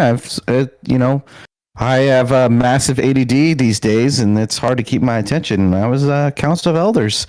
That got me. So let's listen to them explain some of it, and we can talk about it some more. All right, here we go. I linked it in the chat. Here we go. Action. In any regard, I want to talk about the Council of Elders, because in my last few videos, I mentioned that I would be making a video on them. Now this comes from Destiny of Souls, which is a book written by Dr. Michael Newton. Now Dr. Newton didn't make up the Council of Elders. He discovered them through many testimonials of his clients who he put under hypnosis. And a lot of them talked about this vaulted Council of Elders, these ascended masters, these great spiritual beings that reside in the spirit world, which most people would consider our natural home, the spirit world. Earth is a place that we come to learn. It's a harsh place, but it's one which is necessary for our soul growth. Now, a soul can choose not to reincarnate here, but at the peril of their own soul growth. Now, I wanted to tell you a little bit more about the Council of Elders. I'm maybe not going to get everything into this video because the chapter is absolutely packed with tons of information on them. So what we know about the Council is that most of them look like exalted beings. Some of them are bald like myself. Some of them have white hair, beards. Almost all of Dr. Newton's clients talked about them dressed in robes, maybe similar to judges here, or tunics. And the robes were actually different colors, and I believe that the colors signified different abilities or levels of experience for the Council of Elders. Okay, so I'll kill it there. We'll hear a little bit more of that when we come back. But interesting, look how he describes them. He's describing them very much like Lord of the Rings, like Gandalf the Grey, like Radagast the Brown, right? Like Saruman the White. It is interesting that it seems to be maybe Tolkien was channeling when he wrote those books. And yeah, so we have that little Lord of the Rings clip every night, but I think it's a little more fitting tonight with Spirit Wizards. Got about a minute left. Let's wrap this up. Ashton, that's one final segment. Yeah, so pretty interesting topic. Resonates, and it's cool. It's interesting, and we're gonna get into a little bit more. There's some interesting stuff. People have called in, and they've kind of hinted at this. So there's a little bit more to this. We're gonna wrap it up, put a nice little bow on it. So, what do you guys think? I see a lot of great comments. A lot of people talking about this, excited about this topic. I think it's fascinating. I think it's the question for us to know. And yeah, please call in, share your stories. What do you guys think? Do you think this is some more fantasy, or do you think maybe this might be true? Maybe. The maybe juice. That's what we're drinking. That's what we're sipping. Tonight we're talking about reincarnation and the Council of Elders. What the heck does all this mean? Do you guys believe this? Do you not? We're looking to hear from you tonight. 702-957-1037. That's 702-957-1037. Give us a call. More reincarnation and crazy stuff after the break. Don't go anywhere.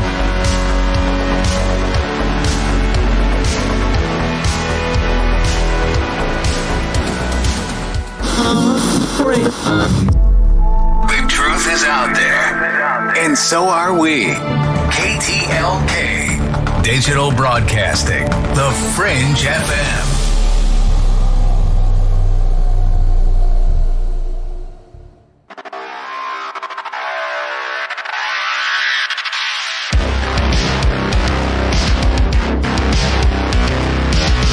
Welcome back to Troubled Minds. I'm your host, Michael Strange. I'm here with your co-host, Ash, the reptilian from Mars. Tonight, we're talking about reincarnation, the Council of Elders, and what the hell is all this? Is this real? Is this fiction? Is this some sort of a cosmic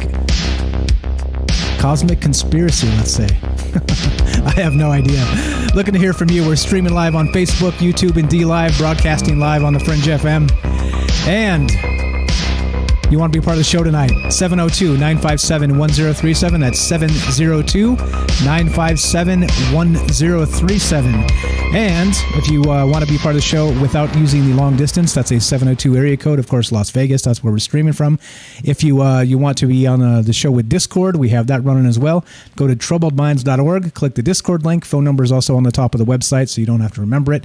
Just remember one thing, troubledminds.org. It has everything you need, all the social media links, the podcast stuff. It's got the phone number, and it's got the Discord link. Don't mind all the dead links. That's just that's another cosmic conspiracy.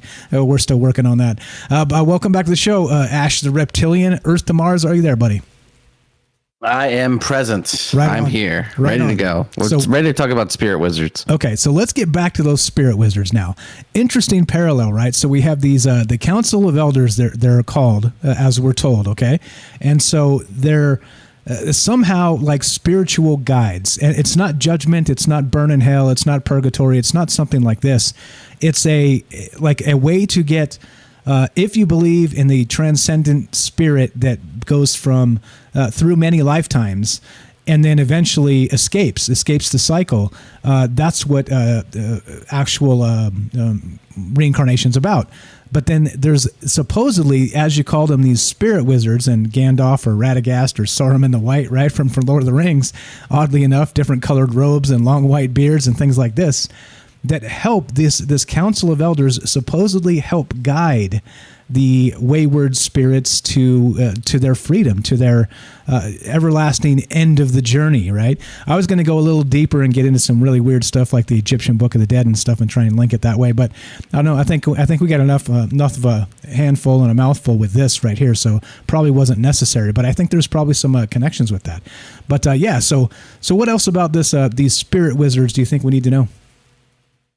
Yeah, so that last comment is like, yeah, we can go off and connect all these things. Like I said, the DMT. There's with the wizards, you actually go through a tunnel right before you meet the council, and it's very similar to a kind of a DMT experience where you kind of go through a tunnel. And we'll talk about this a little bit later in the show in the third hour. But the remote viewers kind of see some of the same things, not quite wizards. But a reincarnation cycle, and that's that Farsight Institute I talk about. But yeah, so it looks as if there's some great comments. I took some notes. The Council of Ricks. I love the nerd joke. I love it. Council of Ricks. That'd be terrible if like the Onipian wizards of the universe that are supposed to guide you are like literally bickering like the Council of Ricks. So I don't think it's quite that. Some other good comments said, maybe we're all on a ship and we're in cyberspace, and we're all going to wake up one day. But think about that, is that maybe we're all supposed to experience all these lives and graduate, and then you go on unconscious, and maybe you're under there for, I don't know, a few months, but you come out living all these lives. You come out a very wise person, and maybe that's a requirement for society. And there's that old folktale story where we're all the same being, we're all the same consciousness, living all the lives. So that's some deep, crazy stuff to think about. That'll you kick back some Mary Jane and you think about this stuff, and it can kind of take you, But back with this stuff, specifically, this guy mentions that there's 7 kind of phases, and I'll go over that, and then we can watch a little more. How does that sound? Perfect. Let's do it. Okay, so the first one is death, right? Hold on, let me pull it up. Death, and this is like where you see the light, and subjects see themselves. Sometimes they're kind of out of body experience, and and they kind of decide whether or not they're going to move on. There's a lot of stories where people decide they want to stay when they recover, right, from like these traumatic injuries. So the first stage is death. The second is healing. This is the stage where the soul sheds its regret, its traumatic memories. Describe a shower of light, of like relief from the burdens of life. Like, oh God, I don't have to pay bills anymore and stuff like that. And there's a lot of stress to being here. So that's the second phase. The third is the past life review. And it's a review. This is like, he's going to talk about this a little bit, but we're here to grow. It's not like, you were a bad boy and then you get like the elders like put you over their knee and they spank you. Okay, no, maybe that's what you want. I don't know what kind of person you are, but yeah, this is kind of a review of your life and what you could have done better. And some people move forward, some people take steps back, and it's all about your soul and progression. There's a reunion with your like soul homies and like people brothers, sisters, people who are kind of in the spirit world, and we hear about that all the time where people see like their loved relatives. There's a life selection process, so you're ready to go back, kind of like the movie Soul, and you kind of decide where you want to go. And there's a little bit more here, and we can kind of get into this in the third act. I'm actually going to save some of this for the third act. I think that's pretty insane, some of the stuff I'm reading right now. Okay. I haven't seen the movie The Soul, so can you give a brief synopsis of that without any spoilers, so knuckleheads like me can know what you're talking about? A character dies. He goes to the great beyond, and he's supposed to like move on, but he steals and goes back to Earth to live another life from some other soul. And basically the idea is you go there and you keep reincarnating, and you have spirit guides, and going to Earth is like a special thing where you kind of learn about yourself and what you are, and then you move on to the great beyond after you are satisfied with your reincarnations. Something like that. So pretty spot on, right? To what we're talking about here, which is kind of crazy. So this says like when you're picking your life, some souls, you can kind of see, you can kind of fast forward like what this life is going to be. And sometimes you're like, you know what, give me the crappy life. Give me the crappy one, or or like you kind of like you take on a burden for yourself, or maybe you want an easy ride. But really interesting. And there's like ways to grow, and there's kind of almost like a religion in this, right? Preparation. You get ready. You go through your soul guides and higher level guides, and you kind of get ready. You meditate, and then you return to Earth, and you kind of forget everything, and that's it. And yeah, it's crazy because when you die, the remote viewers saw this too, where people would reincarnate, and they gradually kind of lose their memories, their trauma from their life, and they have to kind of heal. And sometimes when souls are really messed up, the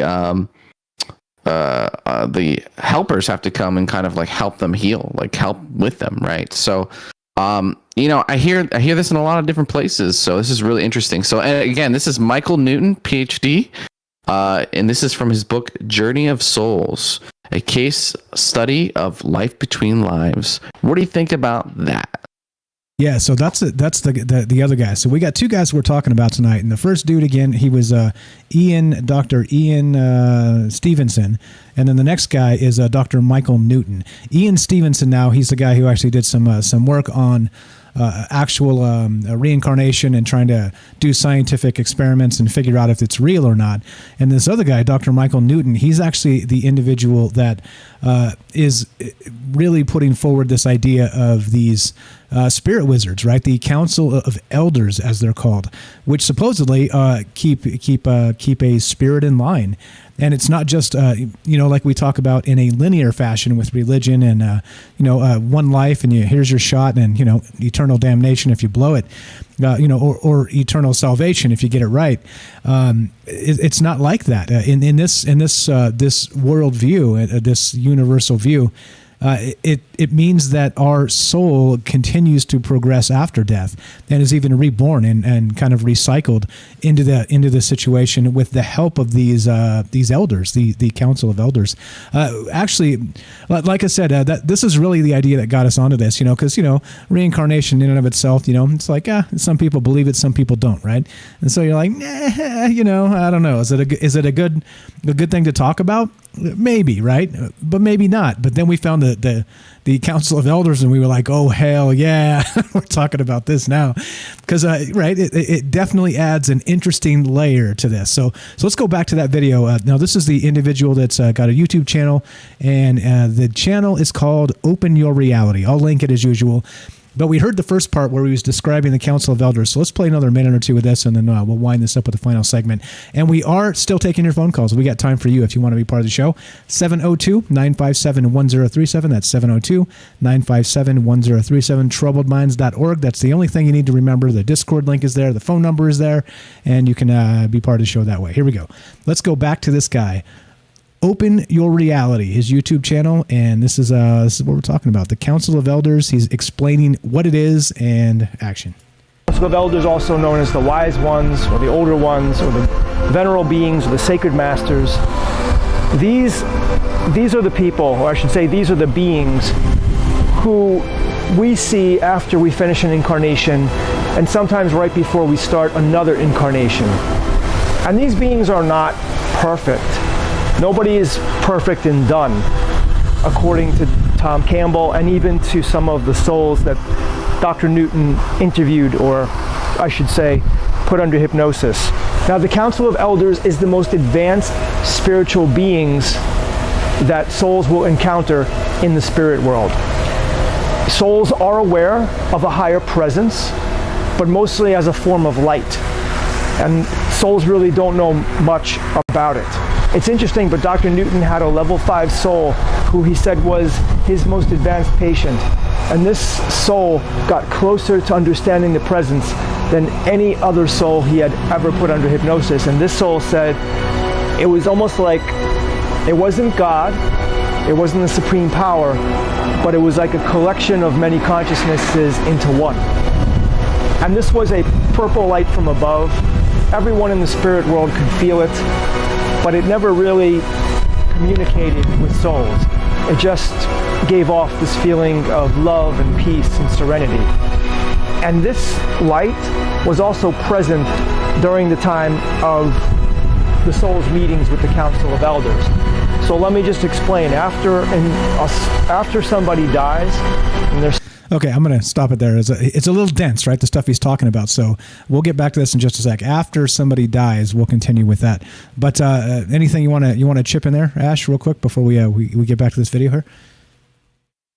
He did. He said. So he was talking about the advanced soul, and that there was like a god or something above that everyone kind of is familiar with, but not really. They don't really truly understand it. And that the guess from that more advanced soul was that it was a collective of consciousnesses, and maybe that's like okay. So there's a law of one material where we basically are one being that like fractured. I think it's law of one. Well, anyway, it's very common in the new woo-woo circles, right? That we were one being and we fractured into many, so we can experience ourselves, and that according to all this, if you merge it all together, is that we're going through recycles, relives, we're upgrading our soul, and we're trying to like get to a level and then potentially rejoin the consciousness, the one being. And this comes up in alien stuff too, like the alien abductions, aliens talking to humans. This comes up a lot, where more benevolent alien beings talk about this with their people. So this is a common trend. This is a narrative. This is something that people can subscribe to that I believe has a lot of validity.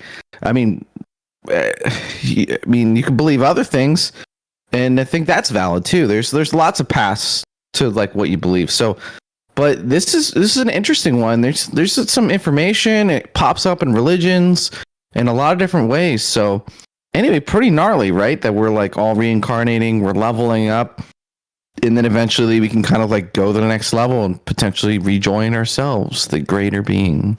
So nutso stuff. I could see this being true.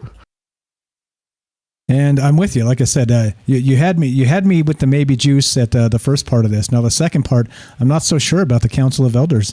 If anybody has any takes on this, I'd love to hear from you again. 702-957-1037. That's 702-957-1037. Robert has a great comment here on Facebook. I want to read and squeeze this in. He says, the author of that book was not communicating with some god. He was communicating with himself. his oversoul. And that's a fantastic, he was actually referring to Matt, who asked if anybody read the books of Celestine Prophecy. So interesting stuff. Good comments there in the chat as always, guys. And let's go. Let's finish this up with a little bit more from this guy. This is, again, an individual got a YouTube channel called Open Your Reality, and he's talking about the Council of Elders. So he was just about to say, when you die, this happens. So let's go right back to it. After somebody dies and their soul goes back, when I say goes back, if you listen to Tom Campbell, he'll tell you it doesn't really go anywhere. But the awareness of that soul happens to go to the spirit world after you finish your earthly life here.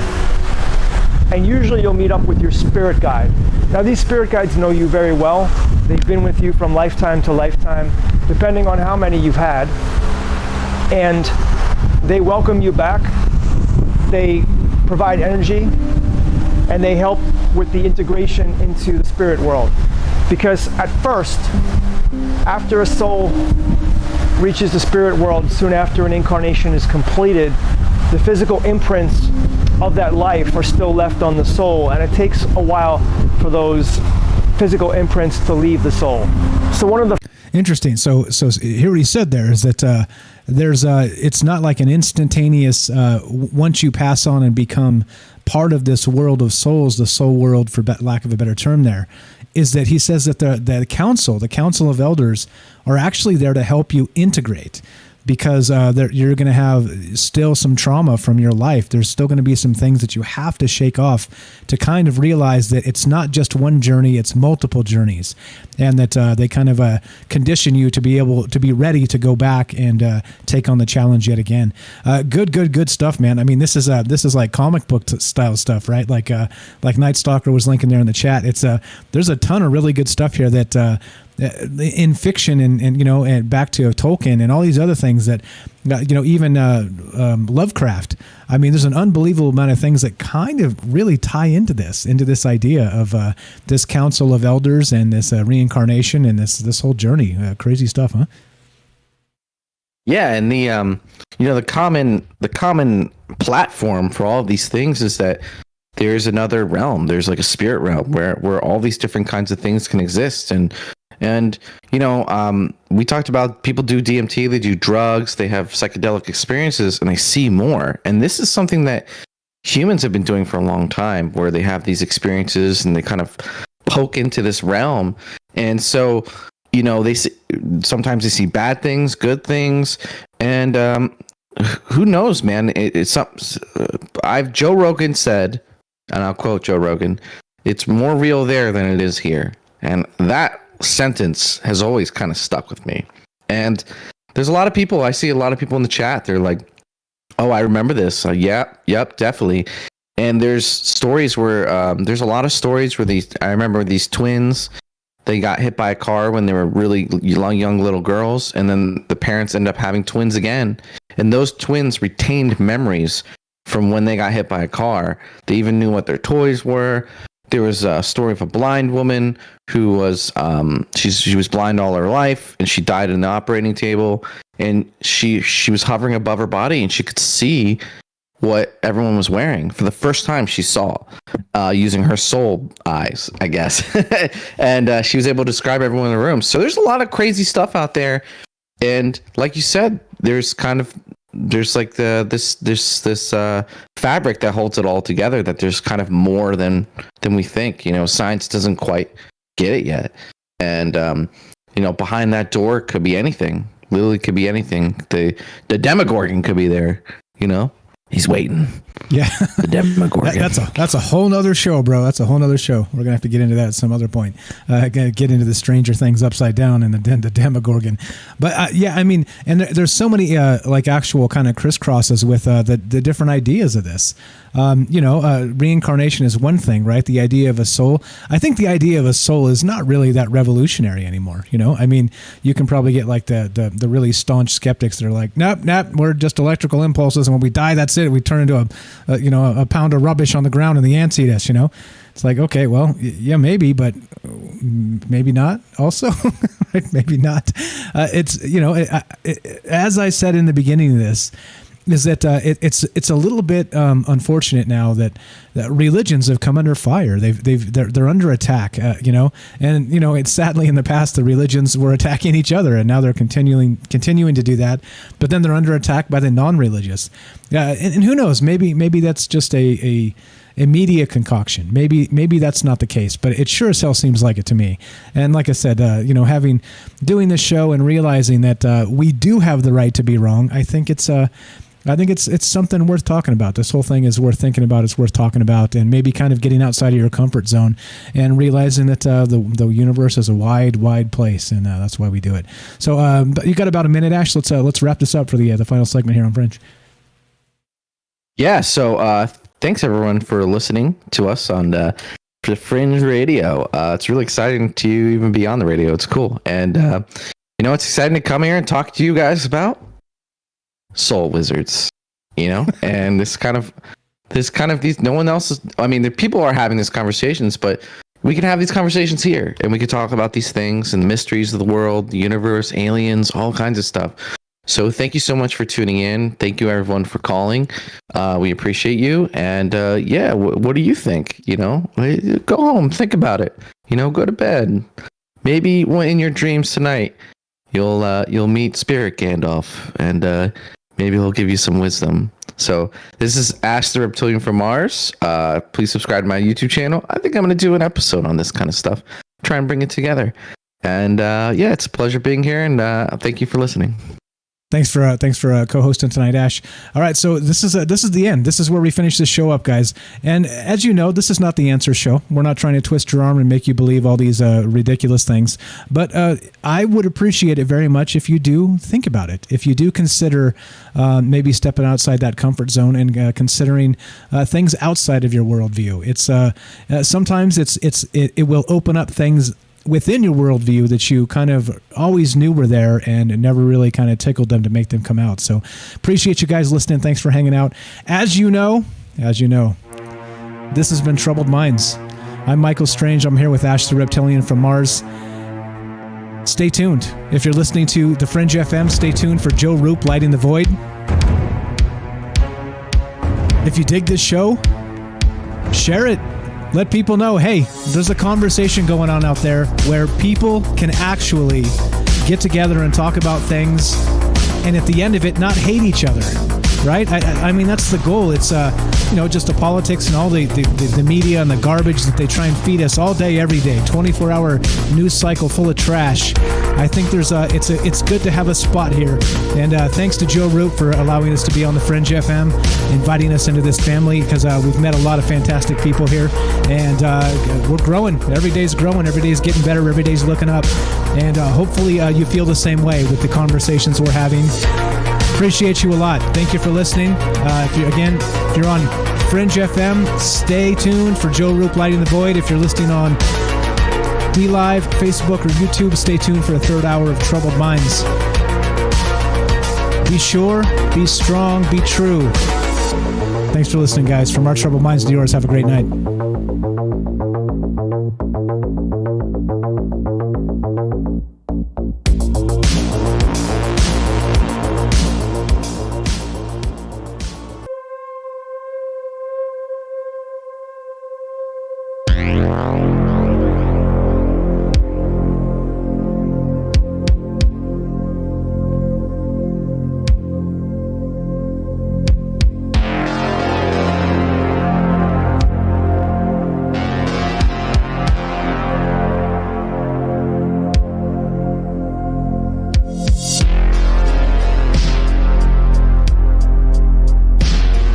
Guys, you know the drill. We're going to take a couple minute break here. We're off of the Fringe, so it's time to kind of let the hair down, let the F-bombs fly. If you care to do that, we're still taking your phone calls. We're still talking about this stuff, reincarnation, the Council of Elders. Do you believe in any of this, or do you think this is comic book type stuff that should stay in the comics? We're open to all of it. We want to know what you think, and you know what to do. Give us a call at 702-957-1037. You can be part of the show that way. Click the Discord link. TroubledMinds.org is the official website. But right now, 2-minute break. grab some popcorn, put the kids to bed, top off your drink, hit the restroom, do what you got to do. We're going to be back for one more hour of Troubled Minds. Couple minute break here just to make sure we break things up and give you a chance to do what you got to do. Don't go anywhere though. We'll be right back with more Reincarnation, the Council of Elders with Mike and Ash. Be right back.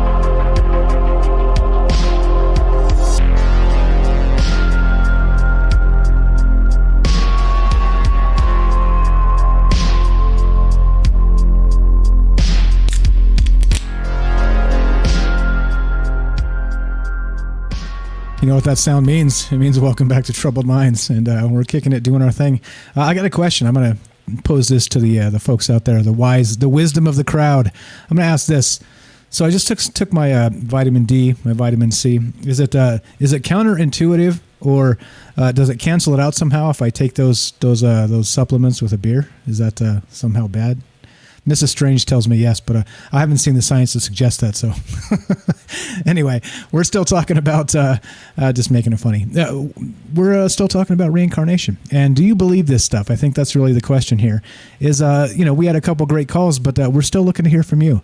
Usually we get many, many more calls than that. Are you guys shy about this, or what's up? Not compelled by the information, or I don't know. What's going on? What's going on with you guys? I think that's the deal here. We've got some chat. Going to say hi to the chat. Robert says, even our bodies aren't real. We only imagine them. There you go. That's a great comment. Larry says, I am the truth, the life, and the way. No one comes to the Father but by me. That's John 14:6, and that's good stuff there. Appreciate that. And Larry, always good stuff. Who else do we got? What's up, Tamron from South Africa. Thanks for showing up. Thanks for waking up early to come spend some time with us. We appreciate it. Tamron says, the soul is different from the spirit. The body communicates with the soul, and the soul communicates with the spirit. All right, so different levels of kind of a hierarchy, way to put it, I guess. What's up? We got Paula. Let's see. Sherry says, our farm is called Enlightenment Farms. Uh-oh. Uh-oh. I'm afraid to ask. Is that a real thing, or is that where we live? is that Earth? Paula says, religion doesn't work because it is a separating force. The faith of religion is the commitment that each of us must make to bind in the collective love, but that is not religion. Well, yeah, I think the problem, right? And one of probably not just my beef with organized religion is that it seems to be based around dollars, more dollars than cents, and I say sense in SENSE, but I just don't understand that we can we or can we not be religious by ourselves without a collective like that. And I think it's a fascinating thing to think about and conversation to have. I mean, I know people have been pressured. The closer you get to your church, some churches, not all are terrible, but I've had people close to me that got really, really into their church and volunteered and this and that. And they were just always, being asked more and more and more and more and more, like, give us more money, give us more time, give us more this, give us more that. And I don't know. It's, like that's unfortunate. It's like you don't need to exploit people there. It's just not good. So anyway, I know there's, I'm probably preaching to the choir and probably horrified some people just kind of bringing that up. But I don't know. It kind of is what it is, right? It's my what's up, Fred says it's all good. All right, so I can take my vitamin C and my vitamin D with a beer, and you're okay with that? Everybody's okay with that? What's up, Mutt says, maybe there is just one creator. Every religious belief has evolved through repeated recycling and regeneration. Then it could be. Sherry says that's a real farm with vegetarian and meat sold to the public. Okay, all right. It sounds very very not good. Very less good than that. All right, I don't know when. I think Ash has stepped away for a sec, but we do have a phone call here. So Ash, you there, buddy? I'm here. Nice. I'm here. Nice. Welcome back to the show, man. Welcome back. How's the weather on Mars? How are we looking tonight? It's a good hot ass day, like always. It's daytime up here. It's hot as balls. It sucks. and I hate it here, and I want to come to Earth and conquer it. Okay, all right. I think Elon's working to get you a shuttle. Maybe you can get a free pass as the first guinea pig to come back to Earth. I'm sure they're working on that. But okay, we got a phone call. But anything to add before we take the phone call here? Anything to kind of kick in as part of the discussion, the Council of Elders, reincarnation, and kind of maybe lead us to where we're going tonight? Because we got a whole nother hour here to get to. Well, yeah. I mean, I'm surprised by the chat a lot. I think religions, everything, you kind of like, everything's a buffet, right? You take some of this, and you're like, no to that. And I think that a lot of people are kind of in the chat, they're vibing with some of these things. It resonates. And I think at the end of the day, like, either we live in a material world where it's like a placebo, right? This stuff is just placebo, supposedly. And it doesn't matter what you do here. And, it's kind of a shitty way to like it's kind of soul. It's like, for lack of a better word, soul crushing, right? To not have a soul, to not believe that there's more. And so when you believe that there's more, there's just kind of like innate truths that kind of resonate with, I think, everyone. And if these things get corrupted by man and by this material world, but at the end of the day, we kind of get it. Be good to each other and try to make this place as less shitty. That if you were acting upon yourself, how would you want to be treated? And it's just some basic stuff. It really is basic. Like, the world may be some complex God server with layers and alien. It might be super complex, but I think spirituality is sort of a simplification, right? It's simple. It's just be good, grow, learn, be good to each other. And at the end of the day, you may not know exactly what the correct answer was in the math test, but right, it's like the South Park jokes. It's like all these people show up. This is like a funny South Park scene. All these people are in hell, and they're like, "What?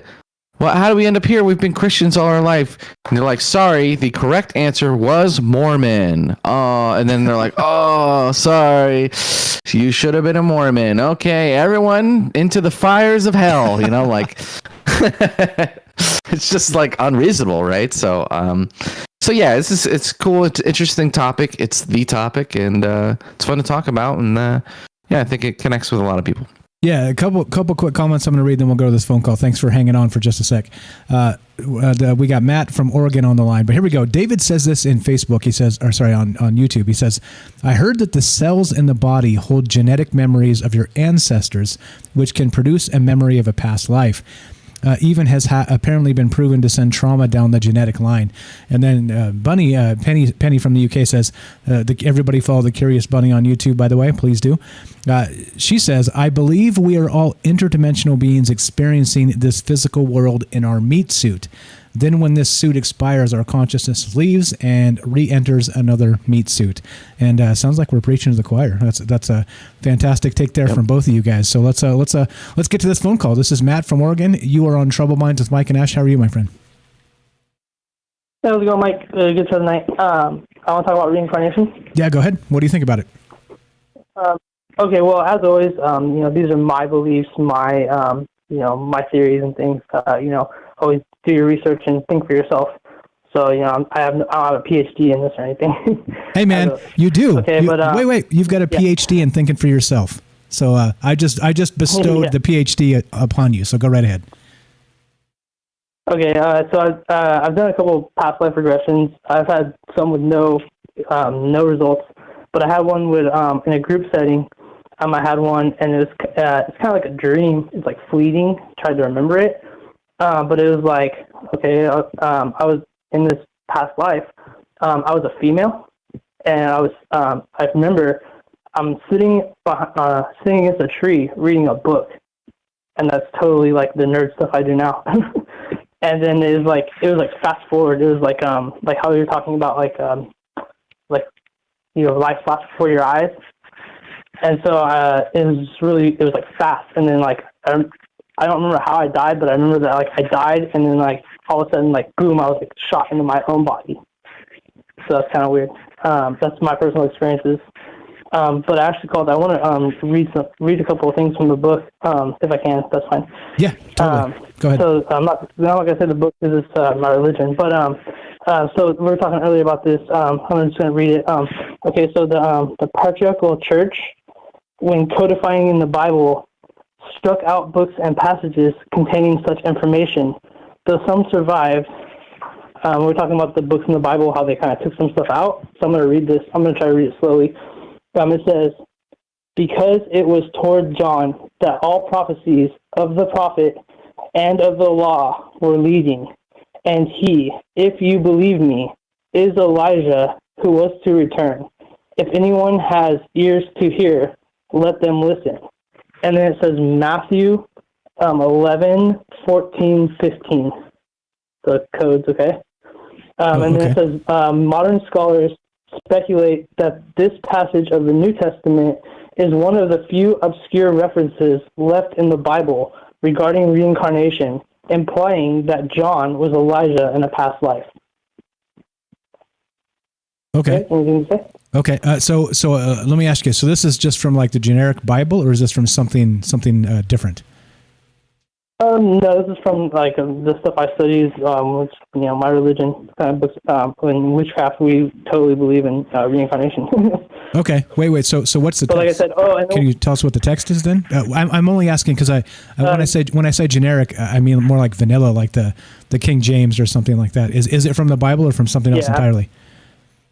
Well, that quote, I guess, like I said, that quote was from one of the Bibles that I guess they took. They cut certain things out. But the book that I'm reading is a witchcraft book. It's The Inner Temple of Witchcraft by Christopher Penzak. Okay. So if you're into that stuff, but if you're not, it's fine. One thing that I wanted to say, how I said like this is my beliefs and stuff. The thing about this topic that's really interesting is like no one really knows. Like you won't know until you take your last breath and die. Does that make sense? Yeah, I mean I think that's what we're looking at, and that's why it's so fascinating, right? And we have people who've had near-death experiences, people that say they've left their body and come back, and the light, and somebody mentioned in the chat actually while we were doing this on the fringe Discord actually mentioned the archons, and this entire thing was a trap to get you to go into the light, and you shouldn't. So I don't know, like it depends on who you ask, right? And some people say, go into the light, and then there's do you remember that movie from the early '80s, Poltergeist, where it's like, Carol Ann, stay away from the light. Remember that? Like, who knows, man? Like, who knows? Like these are the types of things we get when you listen to people, their anecdotal experiences of near death or other things, right? People that claim to have believe in the past lives and all this. So do you believe that reincarnation is real then? Yes. Like I said, everyone, believe what you want. You won't know until you die. But the kind of weird thing is just like with aliens, like if you don't believe in aliens or there's other life out there, but if you just my opinion, sorry, I'm not calling anyone out, but if you just believe that you're here and then you die, and then nothing, it's kind of boring. Yeah, no, it's okay. I mean, you're allowed to tell us what you believe. It's okay. Yeah. It's part of being here. It's part of having a conversation. Yeah. Don't. Yeah. I realize and understand that, like in this hyper polarized world, you have to try and like walk on eggshells and preface everything with, "Well, I'm just not trying to step on anybody's toes." Nah, fuck it. Just tell us what you believe, man. It's all good. It's all good. I'm not trying to ruffle any feathers or anything with the Bible quotes or anything like that. But yeah, this is what I believe. Okay. I have another quote I want to read to kind of tie up.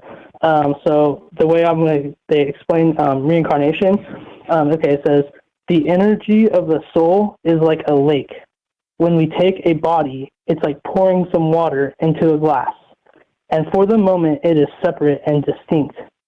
At death, it is poured back into the lake, back into unity, and it is no longer separate. The system accounts for reports of several individuals who are famous figures in history. People joke that one thinks they were Cleopatra. So that's a joke. Everyone is Cleopatra. It's kind of like if we are souls in the lake, a little bit of Cleopatra's energy could end up in many different people, connecting each other to life experiences of Cleopatra. I like it. I like it, man. And it's true, right? So everybody's actually part of everything else, making the joke that everybody has some portion of the consciousness of Cleopatra is that at some point it's commingled, right? It's poured back into the lake from the glass. And then when it's, put back in the glass, it is part of the collective consciousness. I like it, man. I like it. It seems clean. It seems, sorry, go ahead. Just like ideas giving you guys to kind of help you, maybe understand it a little better. Yeah, definitely. Definitely. That's why we do it in this format, because we want to hear from you. With the rest of this stuff, so what do you think about this Council of Elders? Do you think this stuff is real, or do you think it's just kind of an unnecessary U-turn that's kind of thrown in as part of this story? I believe it. What I believe is, I was talking about earlier, and I'll post some things to the Discord later. This book is called The Celestine Prophecies. The author's name is James Redfield. It's an interesting book. It's a not real book. It's like a story. But in that book, he talks about how they say, okay, so like we're incarnated on this earth in these bodies, and then your guardian angels, I guess, that are in heaven, wherever, looking down on us, helping us, like moving stuff around so that we're going the right direction. And then when you die, you go, you're a soul, and then you can like switch, like you will stay in heaven and be a guardian angel for another person in your soul group that will come to earth and reincarnate in a body, and then you're kind of like their guardian angel. And we're all like connected, like a bunch of people, like even us, like we could have been reincarnated together somehow, like in like a family maybe of different, like, how I said, like I was a female in a past life, other people could have been connected that way, and we're all kind of connected, like in a spiritual level. And then we have like, it's called like a soul group, and we're all kind of in a circle of some people are here on earth doing the thing, and some people are in heaven, kind of, as they say, on earth as it is in heaven. So they kind of like pulling stuff around to make us meet and make us connect and, grow consciously. Interesting. As above, so below. So are you saying it's possible? Are you saying it's possible that this show is actually reconstructing a soul family from the days of old? Yeah, you don't know. Like we all kind of, like how people were talking in chat about, like you meet someone and you're like, you feel like maybe they're an old soul, or feel like you might have met them before. How do you say, not star-crossed lovers, but like soulmates. Like you meet someone and you're like, maybe you met them in a past life, but it was a different situation, like, brother, sister. And then in this life, you met again and reincarnated in our bodies. That it's like your lovers, or however. Yeah, it's like a soul group. If that makes sense, like a family. Interesting. And so it's a family for eternity. In some way, somehow, they're kind of recollected to each other in these additional lifetimes. I like it, man. I like it. I've heard this. Yeah. I've heard people saying that. Go ahead. The wizard thing, the wizards, like a, how do you say, it was like a group of people that are like a council. So you come to them after you die. You get you see your past life, you see your life like flash before your eyes, and like review your life. And then I guess you and them like decide, do you want to go back to a body and try again? You messed up somewhere. You went left, you should have went right. So that, or do you want to stay and do you want to be in heaven, looking over someone, like the next person that reincarnates to earth? So I kind of believe that like a council in a way that reviews your past life with you. They say your life flashes before your eyes when you die. So kind of like I said, like in my past life regression, like I died and it was like, it's like fast forward really fast, and it like shot me back into my body now, where I am now. So it's kind of like a review, I guess. Your life flashed before your eyes. They're showing you the things like you did wrong. You're like, oh, you did that wrong.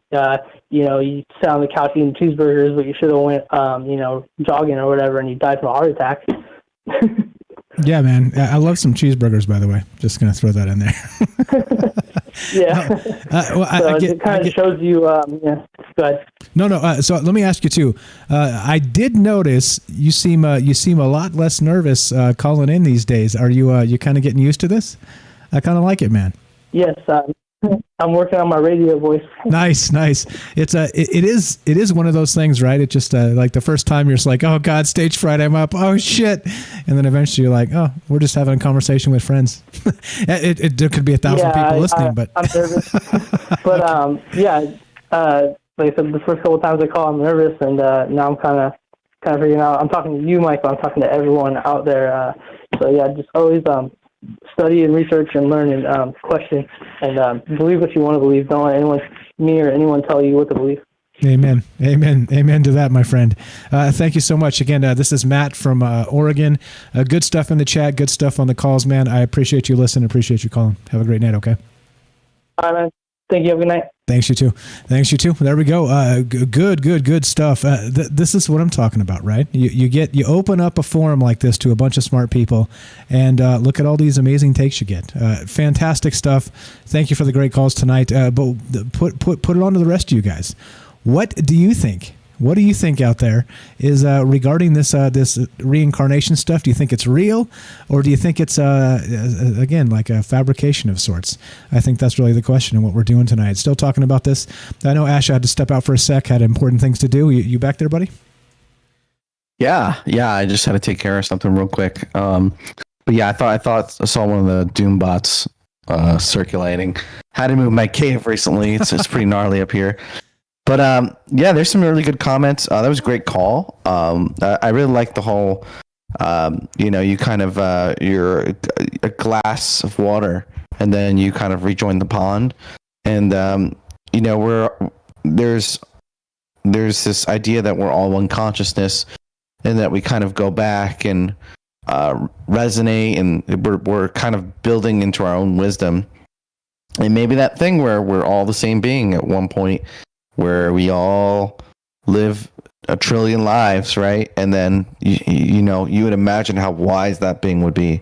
So there's some awesome great comments in here. Robert says the truth of reincarnation has been suppressed by the ruling class ever since 325 AD, Council of Nicaea.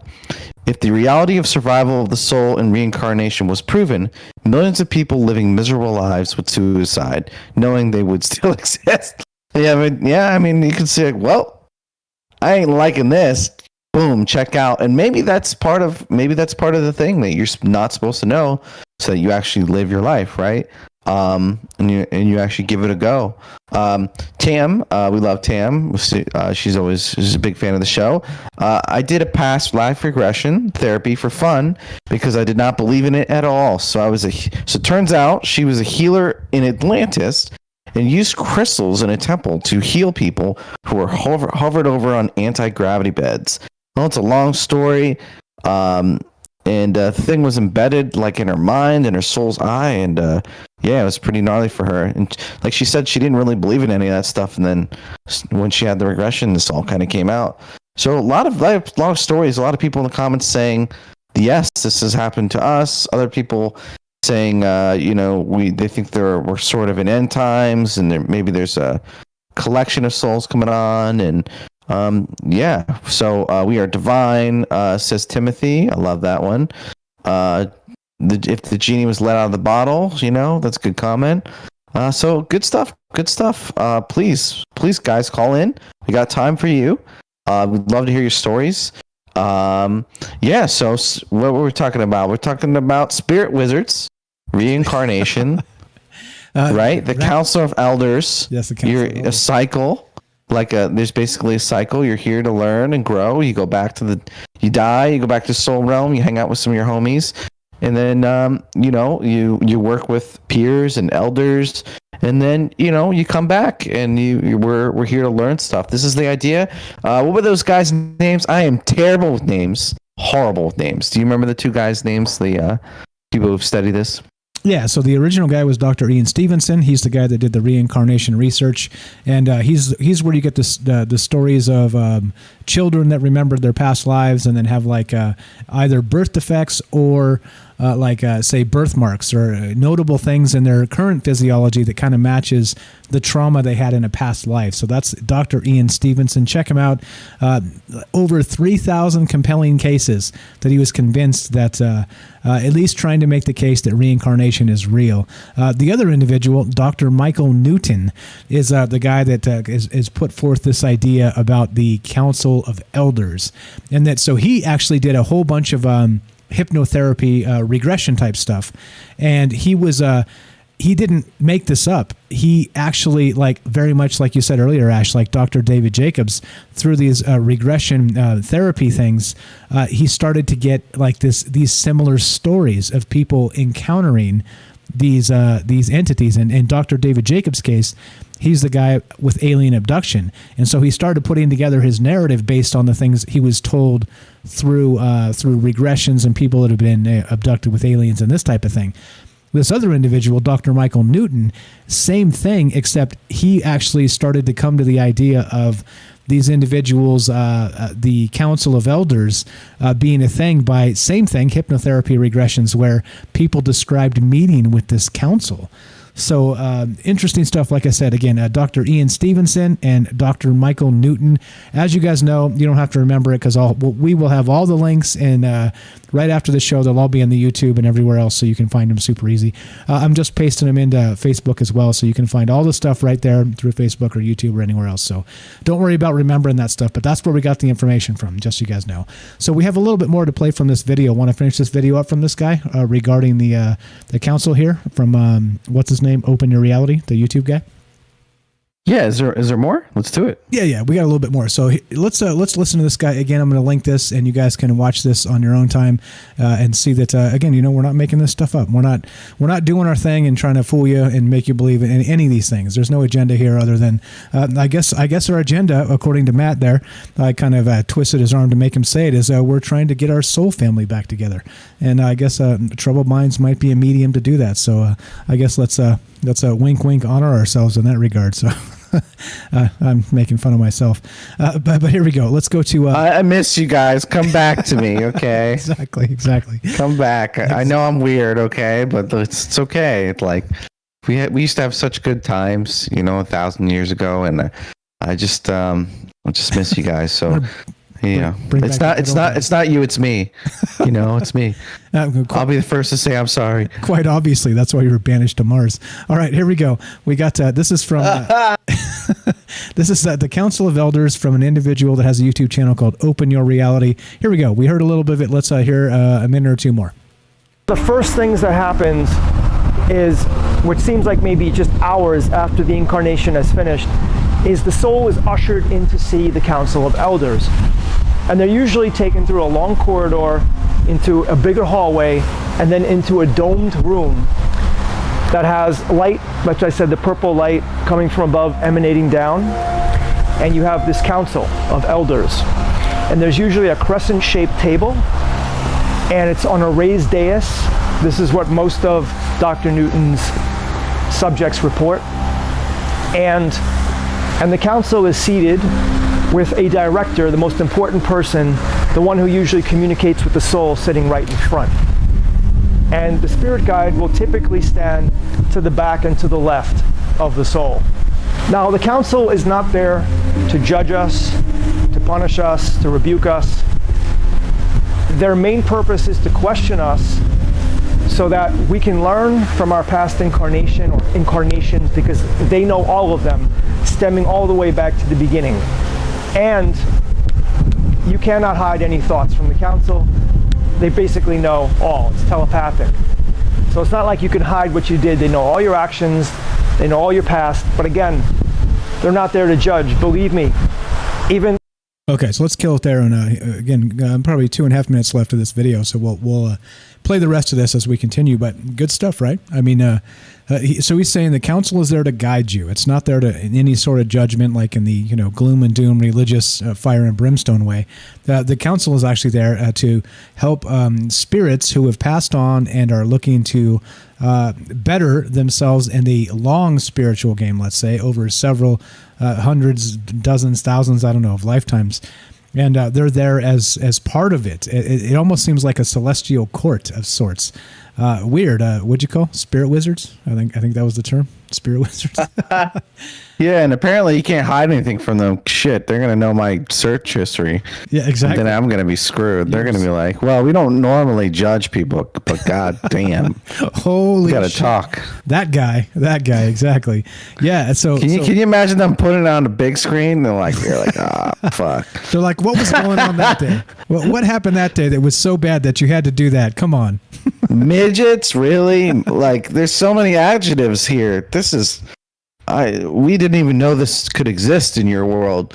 Oh God. And it's like, oh, yep. Keep going. It gets worse. You're like, hey, there's an app for everything. There's an app for everything now. But yeah, so all joking aside, but like they say all of this. He's saying that there's some sort of regurgitation effect. So what did you think when you heard about the Council of Elders and all this? I know, like I said, I kind of like snapped to and was like, oh shit, now we're talking about reincarnation. Now we're in good shape, right? Now this kind of puts it together so we can kind of take the next step into the world of woo. But what did you think when you first saw this Council of Elders? Were you kind of shocked a little bit or something else entirely? Well, when I heard Council of Elders, I just thought there was going to be this astral, ethereal entities that are of wisdom and stuff. But I didn't think there was going to be like literally table with like some bearded dudes sitting at it. Like, I just thought that was pretty incredible. Yeah, for my episode, I'll do a little bit of research of I'd like to know how many different people talk about this. He's mentioned he had 3,000, 2,500 different regressions he's done and gathered data. This kind of theme, how often was this specific theme, right? How many times did people talk about the bearded wizards, right? Yeah, I'll dive in. I'm definitely going to do a show on this. This would be pretty cool. This would be pretty fun. I think it's interesting. I think it's really fascinating. And honestly, it just it sounds good too, right? I wouldn't mind like having a little judge of wizards and have someone older to give you wisdom. Here's the thing. Okay, this is not exactly on topic, but it is kind of. I don't know about you guys, but as I get older, when you're a kid, you have your parents and other older people you can kind of ask things. And as you get older, you kind of get the sense of like, oh shit, you start realizing fucking nobody knows what they're doing. And it's kind of a scary thought, right? It's like a scary thought. Like people don't really know, and that our world is so fragile and everyone's learning, which is great, but it's like, oh, kind of scary too.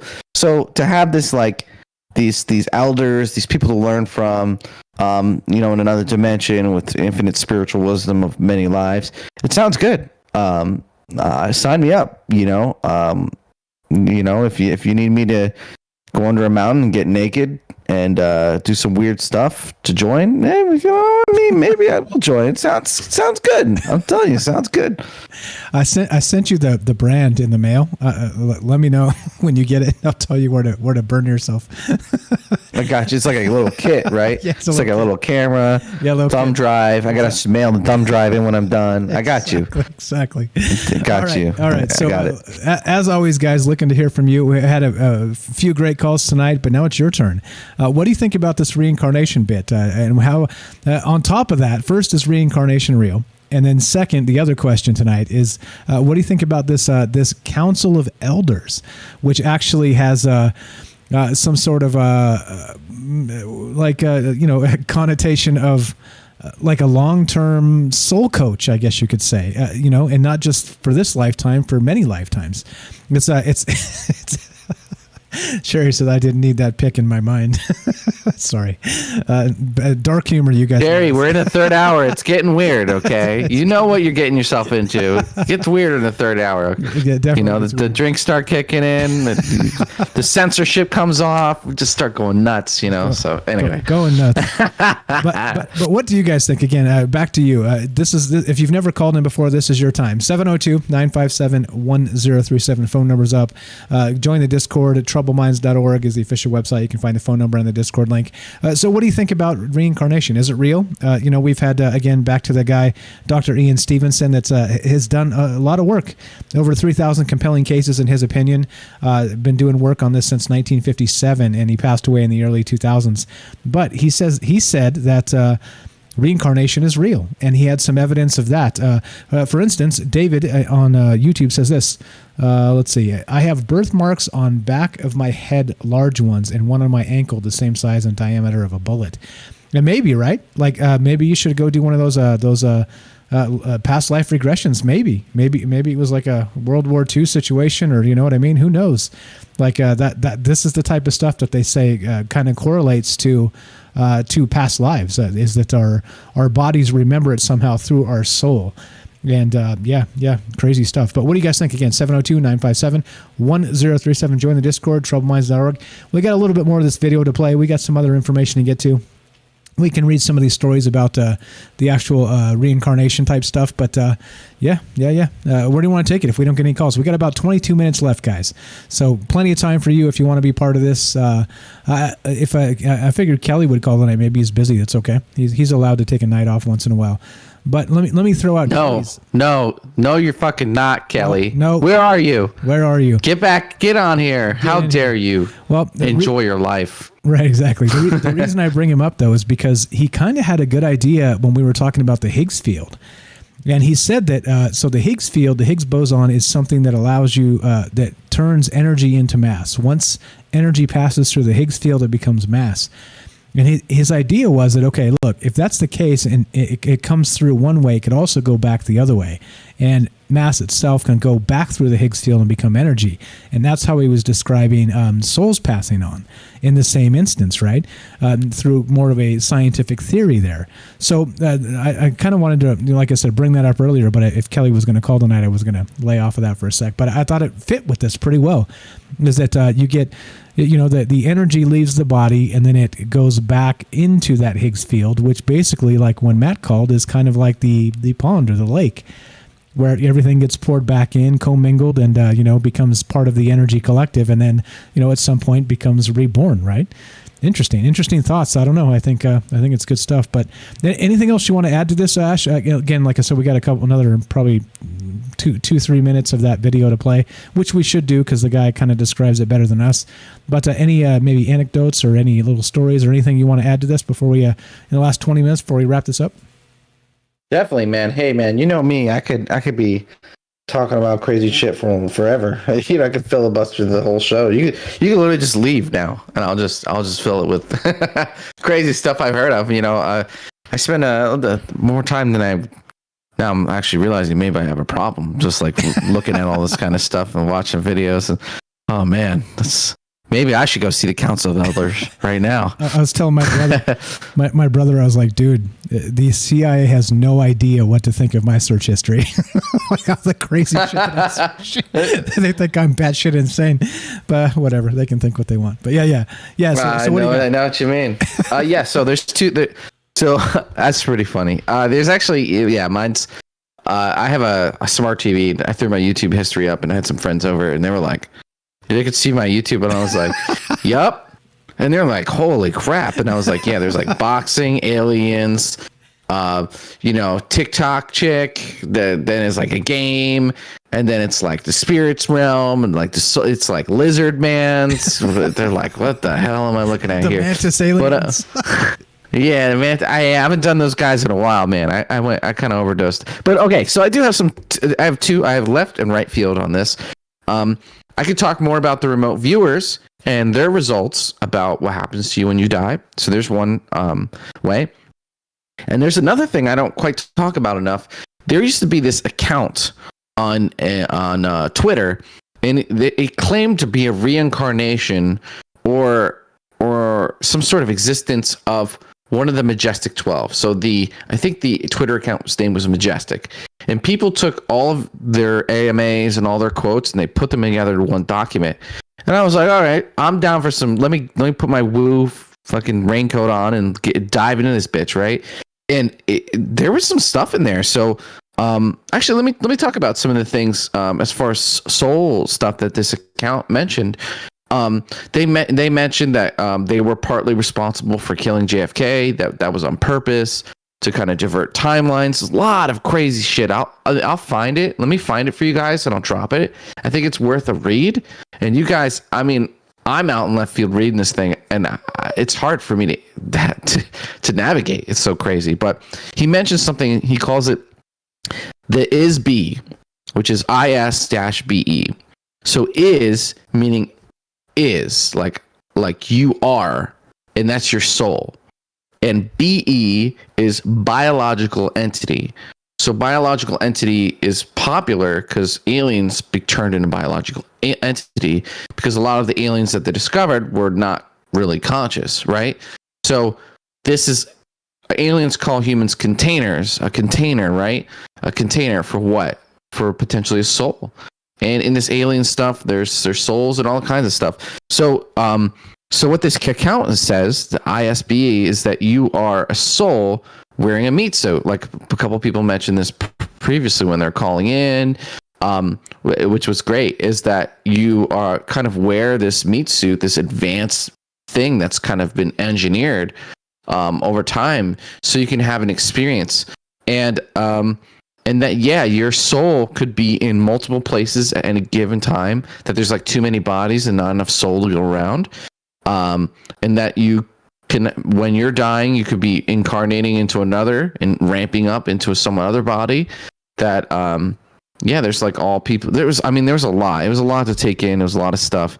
And that you die, you reincarnate, and that this world is sort of somewhat of a matrix, and that you're just kind of here to have an experience, and that different races of people are associated with different alien groups, and who can kind of reincarnate in the different groups, and that a lot of aliens come here to reincarnate and have human experiences so they can kind of get that soul training. I mean, it's just some crazy stuff I'm laying out here. So anyway, if you're interested in any of the thing I just said, and you want to kind of look in more into it, it's a Majestic 12 Twitter account. I think they got suspended by now. I put my money on it. But yeah, look up the Majestic 12 Twitter and look for some of the things that they said. It was pretty nuts, pretty crazy stuff. Yeah, that's a whole bunch of that actual. So I actually waded into that Twitter mess a while back, and they jumped on me super fast. But that's a little to do with Project Looking Glass and a little bit of the 17th letter, right? That was kind of what that account was really into. So just FYI, if you're going to wade into that, be aware that that's, I'm pretty sure that's, I saw them talking about body bags and, the sealed indictments and all this other stuff. And I was like, really, guys? 100,000 body bags? And really? And then they all jumped on me in Twitter. I think I've told that story several times before. But anyway, all right. So we got a couple calls. Let's go to. We're gonna go.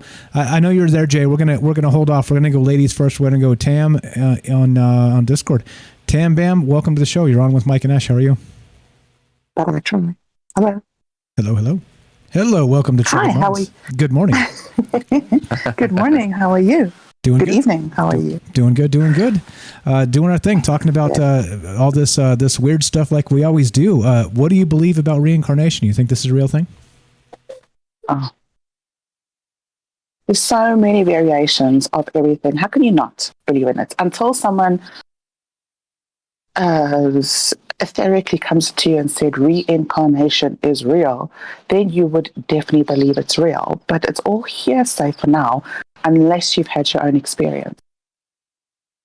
So we can talk about it. It's like an alien coming to you and say hi.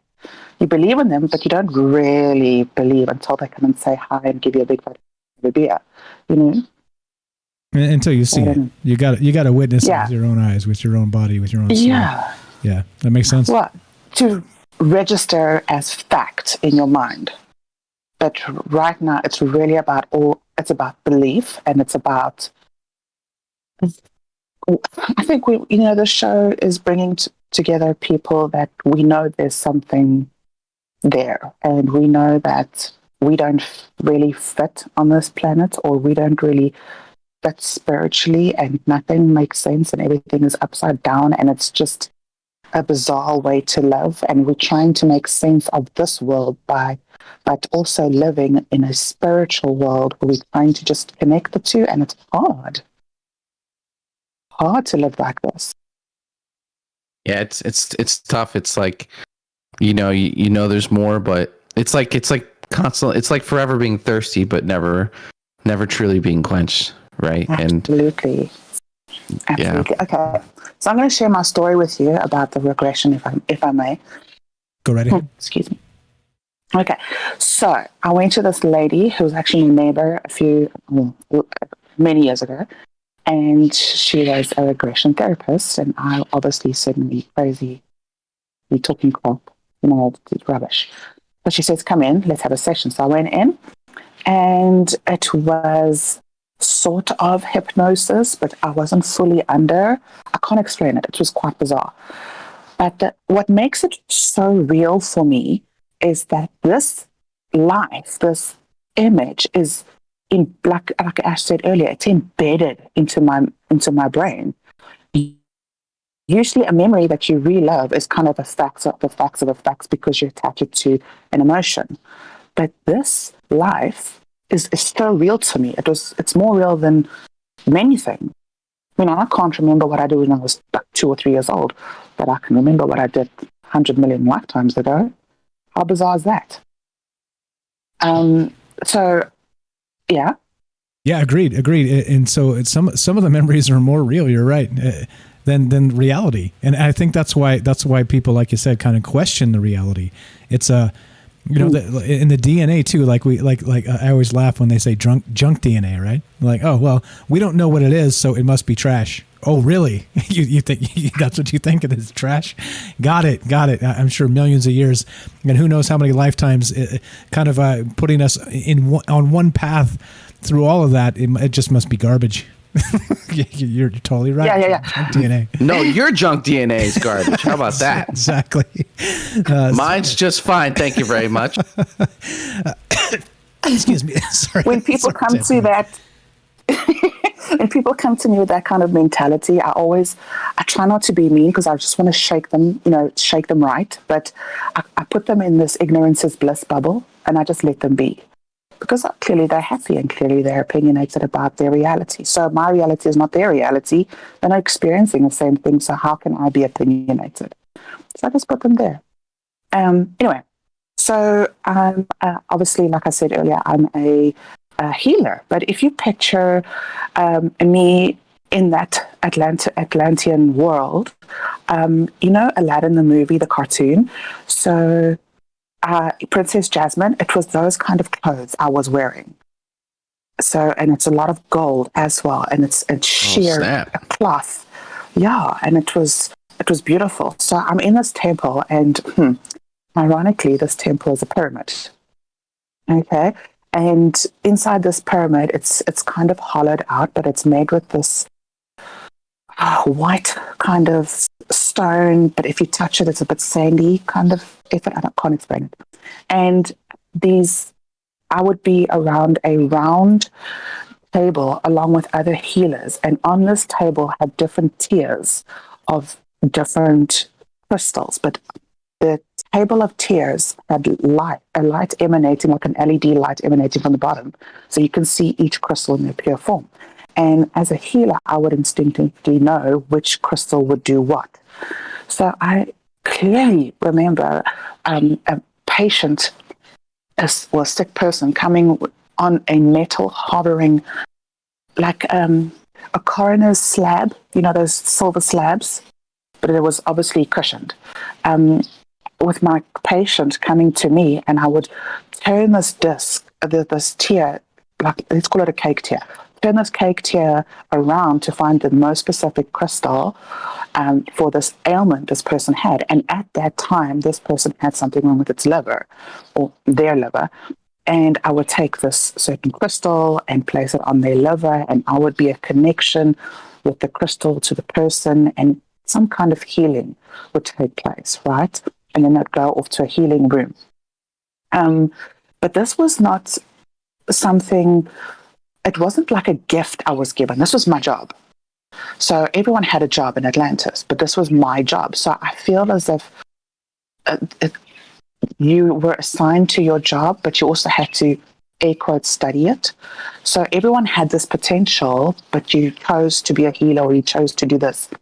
So anyway, I remember once that was done, I was stepping out of the pyramid, the temple, and I was walking down a cobblestone road, beautiful, and everything was just absolutely bright and beautiful.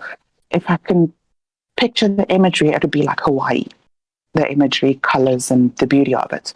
But everyone was walking down this cobblestone, and everyone that I could see walking along this cobblestone, along the pavement, had a spirit with them. Now, I don't know if it was a spirit or an angel, but they would be talking as like having conversations with these spirits or angels. And I was walking down to the shore to get something. I don't know what I was doing. And in the background, I could see another mountain, because the ocean and there was another mountain. And that's pretty much the gist of what I can remember, but it's embedded into me that I actually want to draw it. I want to paint it. And then I had another life regression, which I don't really want to talk about, quite scary. I was an assassin. Oh man, that sounds exciting. You don't want to talk about that? Okay, I'll give you a quick, brief overview. Okay, that one I know. The assassin one, I was a man, very tall. You can't tease us with assassin and be like, nah, I'm not going to talk about that one. Okay, I was very tall, very, very skinny man, so very odd looking, and I only wore black, but I had this big, those massive collar that would cover my neck and up to my ears, and I had black hair that always was draping over my face. And I was an assassin, but I had bows and arrows, and that's how I killed these people. And I know with that one, I died by an arrow in my neck. And I was actually thinking about it quite a while ago. I have a birthmark on my neck, which is in the shape of a heart. And I can send you pictures. And it just kind of correlates, being shot with an arrow in my neck in my previous life and having a birthmark on my neck in the shape of a heart. It was just the coincidence of it. I don't know if I'm making up woo-woo out of it, but I found a connection there. But yeah, that was the two ones that I did. And then I just, it's too real. I can't explain. It's too real for me to do it again. Yeah, that's exactly what that Dr. Ian Stevenson guy said, that he had searched out and found 3,000 plus compelling cases where there were exactly like you described, and many times he talked to children, and so they kind of described what happened to them, and then they were able to kind of trace it back to a particular instance. Not all of them, of course, but in some cases they were, and actually point out the past life that they lived. I mean, crazy stuff. And so it doesn't seem out of the realm of possibility here that birthmark is exactly what you're describing. Crazy stuff, Tam. We got Jay right behind you. So unless you want to hang on and just do a foursome as we get out of here, or you want to, it's up to you. I'll let you stay or let you go. Don't have to make it weird, but I'll stay for the foursome. Okay, so there you go. So I had to. All right. I had to drop it just to make it weird, because you know me. It's the third hour. So here we go. Let's go with it. All right. So we're here with I'm Mike. This we got Tam from South Africa. We got Ash from Mars, and we got Jay from New York. Jay, you're on Troubled Minds with Tam, Mike, and Ash. How are you, my friend? Yeah, foursome. Beautiful. I'm sorry. I'm trying to turn the volume down on the iPad. You're good, man. Great. This is fantastic. I mean, the one thing that Satayama, it's a Japanese term for like one with the earth. Okay, he should be back. Oops. Sorry, that was my mistake. I'm sorry. That was Discord. Go ahead. My bad. Yeah, go ahead. One with the earth, Jay. Go ahead. I really think that, the reincarnation and there's old souls. Like, I tended bar for over 20 years. and people would come in and they would talk to you, and like, this guy's been around for a really long time. You know, it's odd that we know things that. Why do you know that? Why are you curious about that? Why do you look into those things? You know, why aren't you just watching television and playing with your telephone? Yeah, video games. It's like it's that the idea of the old soul, right? It comes from somewhere. It's you could kind of describe it away as temperament and demeanor and things like this. People being more passive or more aggressive or these things. But I don't know. I think, like you said, it's a little bit deeper than that. It's people. Some people just really seem to have been around, and it's undescribable sometimes. And so yeah, I get you. So do you think this is real? Do you think the whole deal with the reincarnation and this council of elders is real, or do you think a bunch of this is woo-woo? The last time I talked to somebody seriously about it, 20 years ago, who was kind of a Buddha kind of guy, he said that you're not going to come back as a person, you're going to come back as an ant, or the ant eater. What are you going to be? You have to be something else before you're allowed to be a human again. That was this whole. If you're a bad person, you're going to come back as something bad. Christ's sakes, what would Hitler be? Oh, jeez, that's a hell of a question. Well, I mean, yeah. What are you going to get? What's your? Do you have regrets? Did you make really bad decisions, or really horrible decisions, or unbelievably horrible decisions? That defines on what you're going to come back in, and then it ties all the religions back together, from the Great Spirit to Buddha to all of them. Muslim, everybody. Totally. So Tim and Jay, you guys don't get to talk to each other. So go ahead, Tim, and respond to that. Okay. Jay, as much as I think you're awesome, I don't want to accept that. I really don't want to accept that. I want to come back as an ant or an anteater. I can't do it. So there's just no way. How is that possible? I think I would die as a person now, thinking that, oh shit, like, I'm going to be an ant and I'm going to be killed in like my first days of living by a child with a magnifying glass. Yeah, that's horrible. But that's the whole point. So are you going to be the ant that lives the fullest life of the ant, which is, I don't know, ants don't live long, 30 days maybe? Okay, this is something that I actually teach a lot of. I talk about a lot, how to live your life in the most exciting way possible, and that is without regrets. Okay, we all have regrets, but if you think of regrets as, oh, I made a mistake, and like, how can I fix it? That's emotional maturity and getting past it. So you're failing forward, and because you get up, you learned a lesson, so you got experience of doing the thing properly the next time. So that is how you live a life without regret. So if you also want to take it a step further, is every decision that you have placed in front of you, take the most exciting one. And what I mean by that is you take the choice that excites you the most. And if you do that with every choice that you have in your life, obviously some things you can't, because you do work and you have to do a shitty job and whatever the case is. If you take the most exciting road, the choice that makes you feel the best, you will never live a life in regret, because it was a choice that you made at that moment that excited you, and it just leads you on this path of happiness. Indeed. Really, 100% agree with you, Tim. It's that I'm a self-employed carpenter, and I look at people, and it's time to go home and read the kids the books. I'm sorry. That's what time it is. That's the most important thing to me. You know. Yeah, and that's your most exciting choice.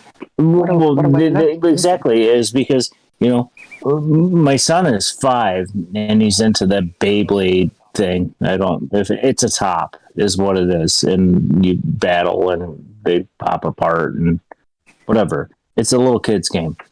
But the thing is, though, is now he's looking into the physics, angular momentum. It's like, wow, dude, but he's 5. And so when he wants to sit and research that stuff, because I come home early from work, because I'm sorry, your project is not more important than my children. We sit there and we watch the physics shows on how a Beyblade works. It's a top. It's just, but that's what's important, regret that you were saying earlier. It really is. It really is. And I think a lot of parents, and I'm generalizing a lot here, but parents are kind of following society's rules and regulations, this kind of prison system. You go to school, you sit there for 8 hours, and you come home and you do your home, whatever the case is. Yes, we are humans living on this prison planet. And yes, we do have to follow rules and regulation laws and things like that. But I still believe in opening my child's mind. So my child is interested in, right now, mermaids. So YouTube to death about mermaids, and then he'll be on something else. And I always go where his mind is leading towards. And in that way, I'm expanding his mind and his neural network to thinking that there's more to life in this place. And who knows where that might lead. Yeah, I was a Boy Scout leader forever. A camp counselor for probably 12 years.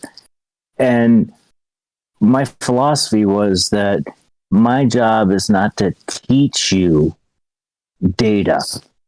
My job is to teach you how to learn your own data, make your own observation. I'll give you the blocks, dude. How you stack them up, that's entirely up to you. Because right, you leave that, you kind of open that door just ajar, and then it's up to them whether they open the door or close it. Absolutely. I mean, that's what's great about your show, Mike. And that people come and they talk and we have these chats and we get to have the 3-way or the 4-way at the end of the night. We all get to talk all the way from Mars. Yeah. And this is a little weird, right? So we got East Coasters, we got West Coasters, we got people in other countries talking about all kinds of stuff all over the world. It's amazing. I agree 100%. I hate to be the party pooper. We've been at this for 3 hours, so we got to wrap this up. So let's go. Final thought from Tam, and then final thought from Jay, and let's finish this sucker up. Don't put me on the spot. I hate that. Okay, we can go Jay first if you want. Oh, damn it. My turn now. I just let's be nice. I mean, I saw in the chat a little bit earlier today when someone was calling. I didn't get a chance to listen. I was talking to my father and someone was being mean. And I think that's the first time I've ever seen that here. Somebody called him out immediately. Let's be nice. Let's think about all these kind of things, We can have a serious conversation about whatever it is. The aliens, the UFOs, the reincarnation, Bigfoot, whatever. We can sit down, we can have an intelligent conversation and educate each other. Amen, brother. Amen, brother. That's what this is all about. Again, as always, we appreciate you listening, and thanks for calling and being part of this. Like I said, the more minds we get together, the more it makes the world go round, and it enriches the show, it enriches other people. So thank you so much for that. Jay, good night, my man. We'll talk to you soon, okay? Good night. Thank you. All right, let's go. Good night. Thank you. You're up, Tam. Now you're on the spot. You just delayed it. Okay, yeah. Well, pretty much you're on your own journey. Do what you want to do. Live your most exciting life the way you want to live. It does not matter what anyone else thinks, because their reality or view of you is not who you are. Even your own view or what you think is you is not really you, because you really are living an etheric existence in a meat suit on a prison planet with a certain things to learn and for your spiritual well-being in your soul contract that was done before you were born. So you don't even know who you are, and you're still learning. So nothing else matters besides your journey. So take everyone's opinion at face value, at a pinch of salt, because they're not seeing what you're seeing, and vice versa. Yeah, that's why sharing is important. And people that aren't going to judge you and sell you down the river for thoughts that are thought crimes. Tam, you're the best. Yeah. Thanks again for waking up early for us. Thanks for being a part of this. Thanks for calling in tonight. Thanks for all the great information. We'll talk to you soon. Be well out there, and good luck with everything. We'll talk to you soon. Okay. Okay. Bye, guys. Thanks. Thank you. Yes. Good night. Good morning. Tam. There you go. All right, let's finish this up, Ash. Let's do it, buddy. Let's do it. Oh yeah, let's do it. So great calls, good conversation.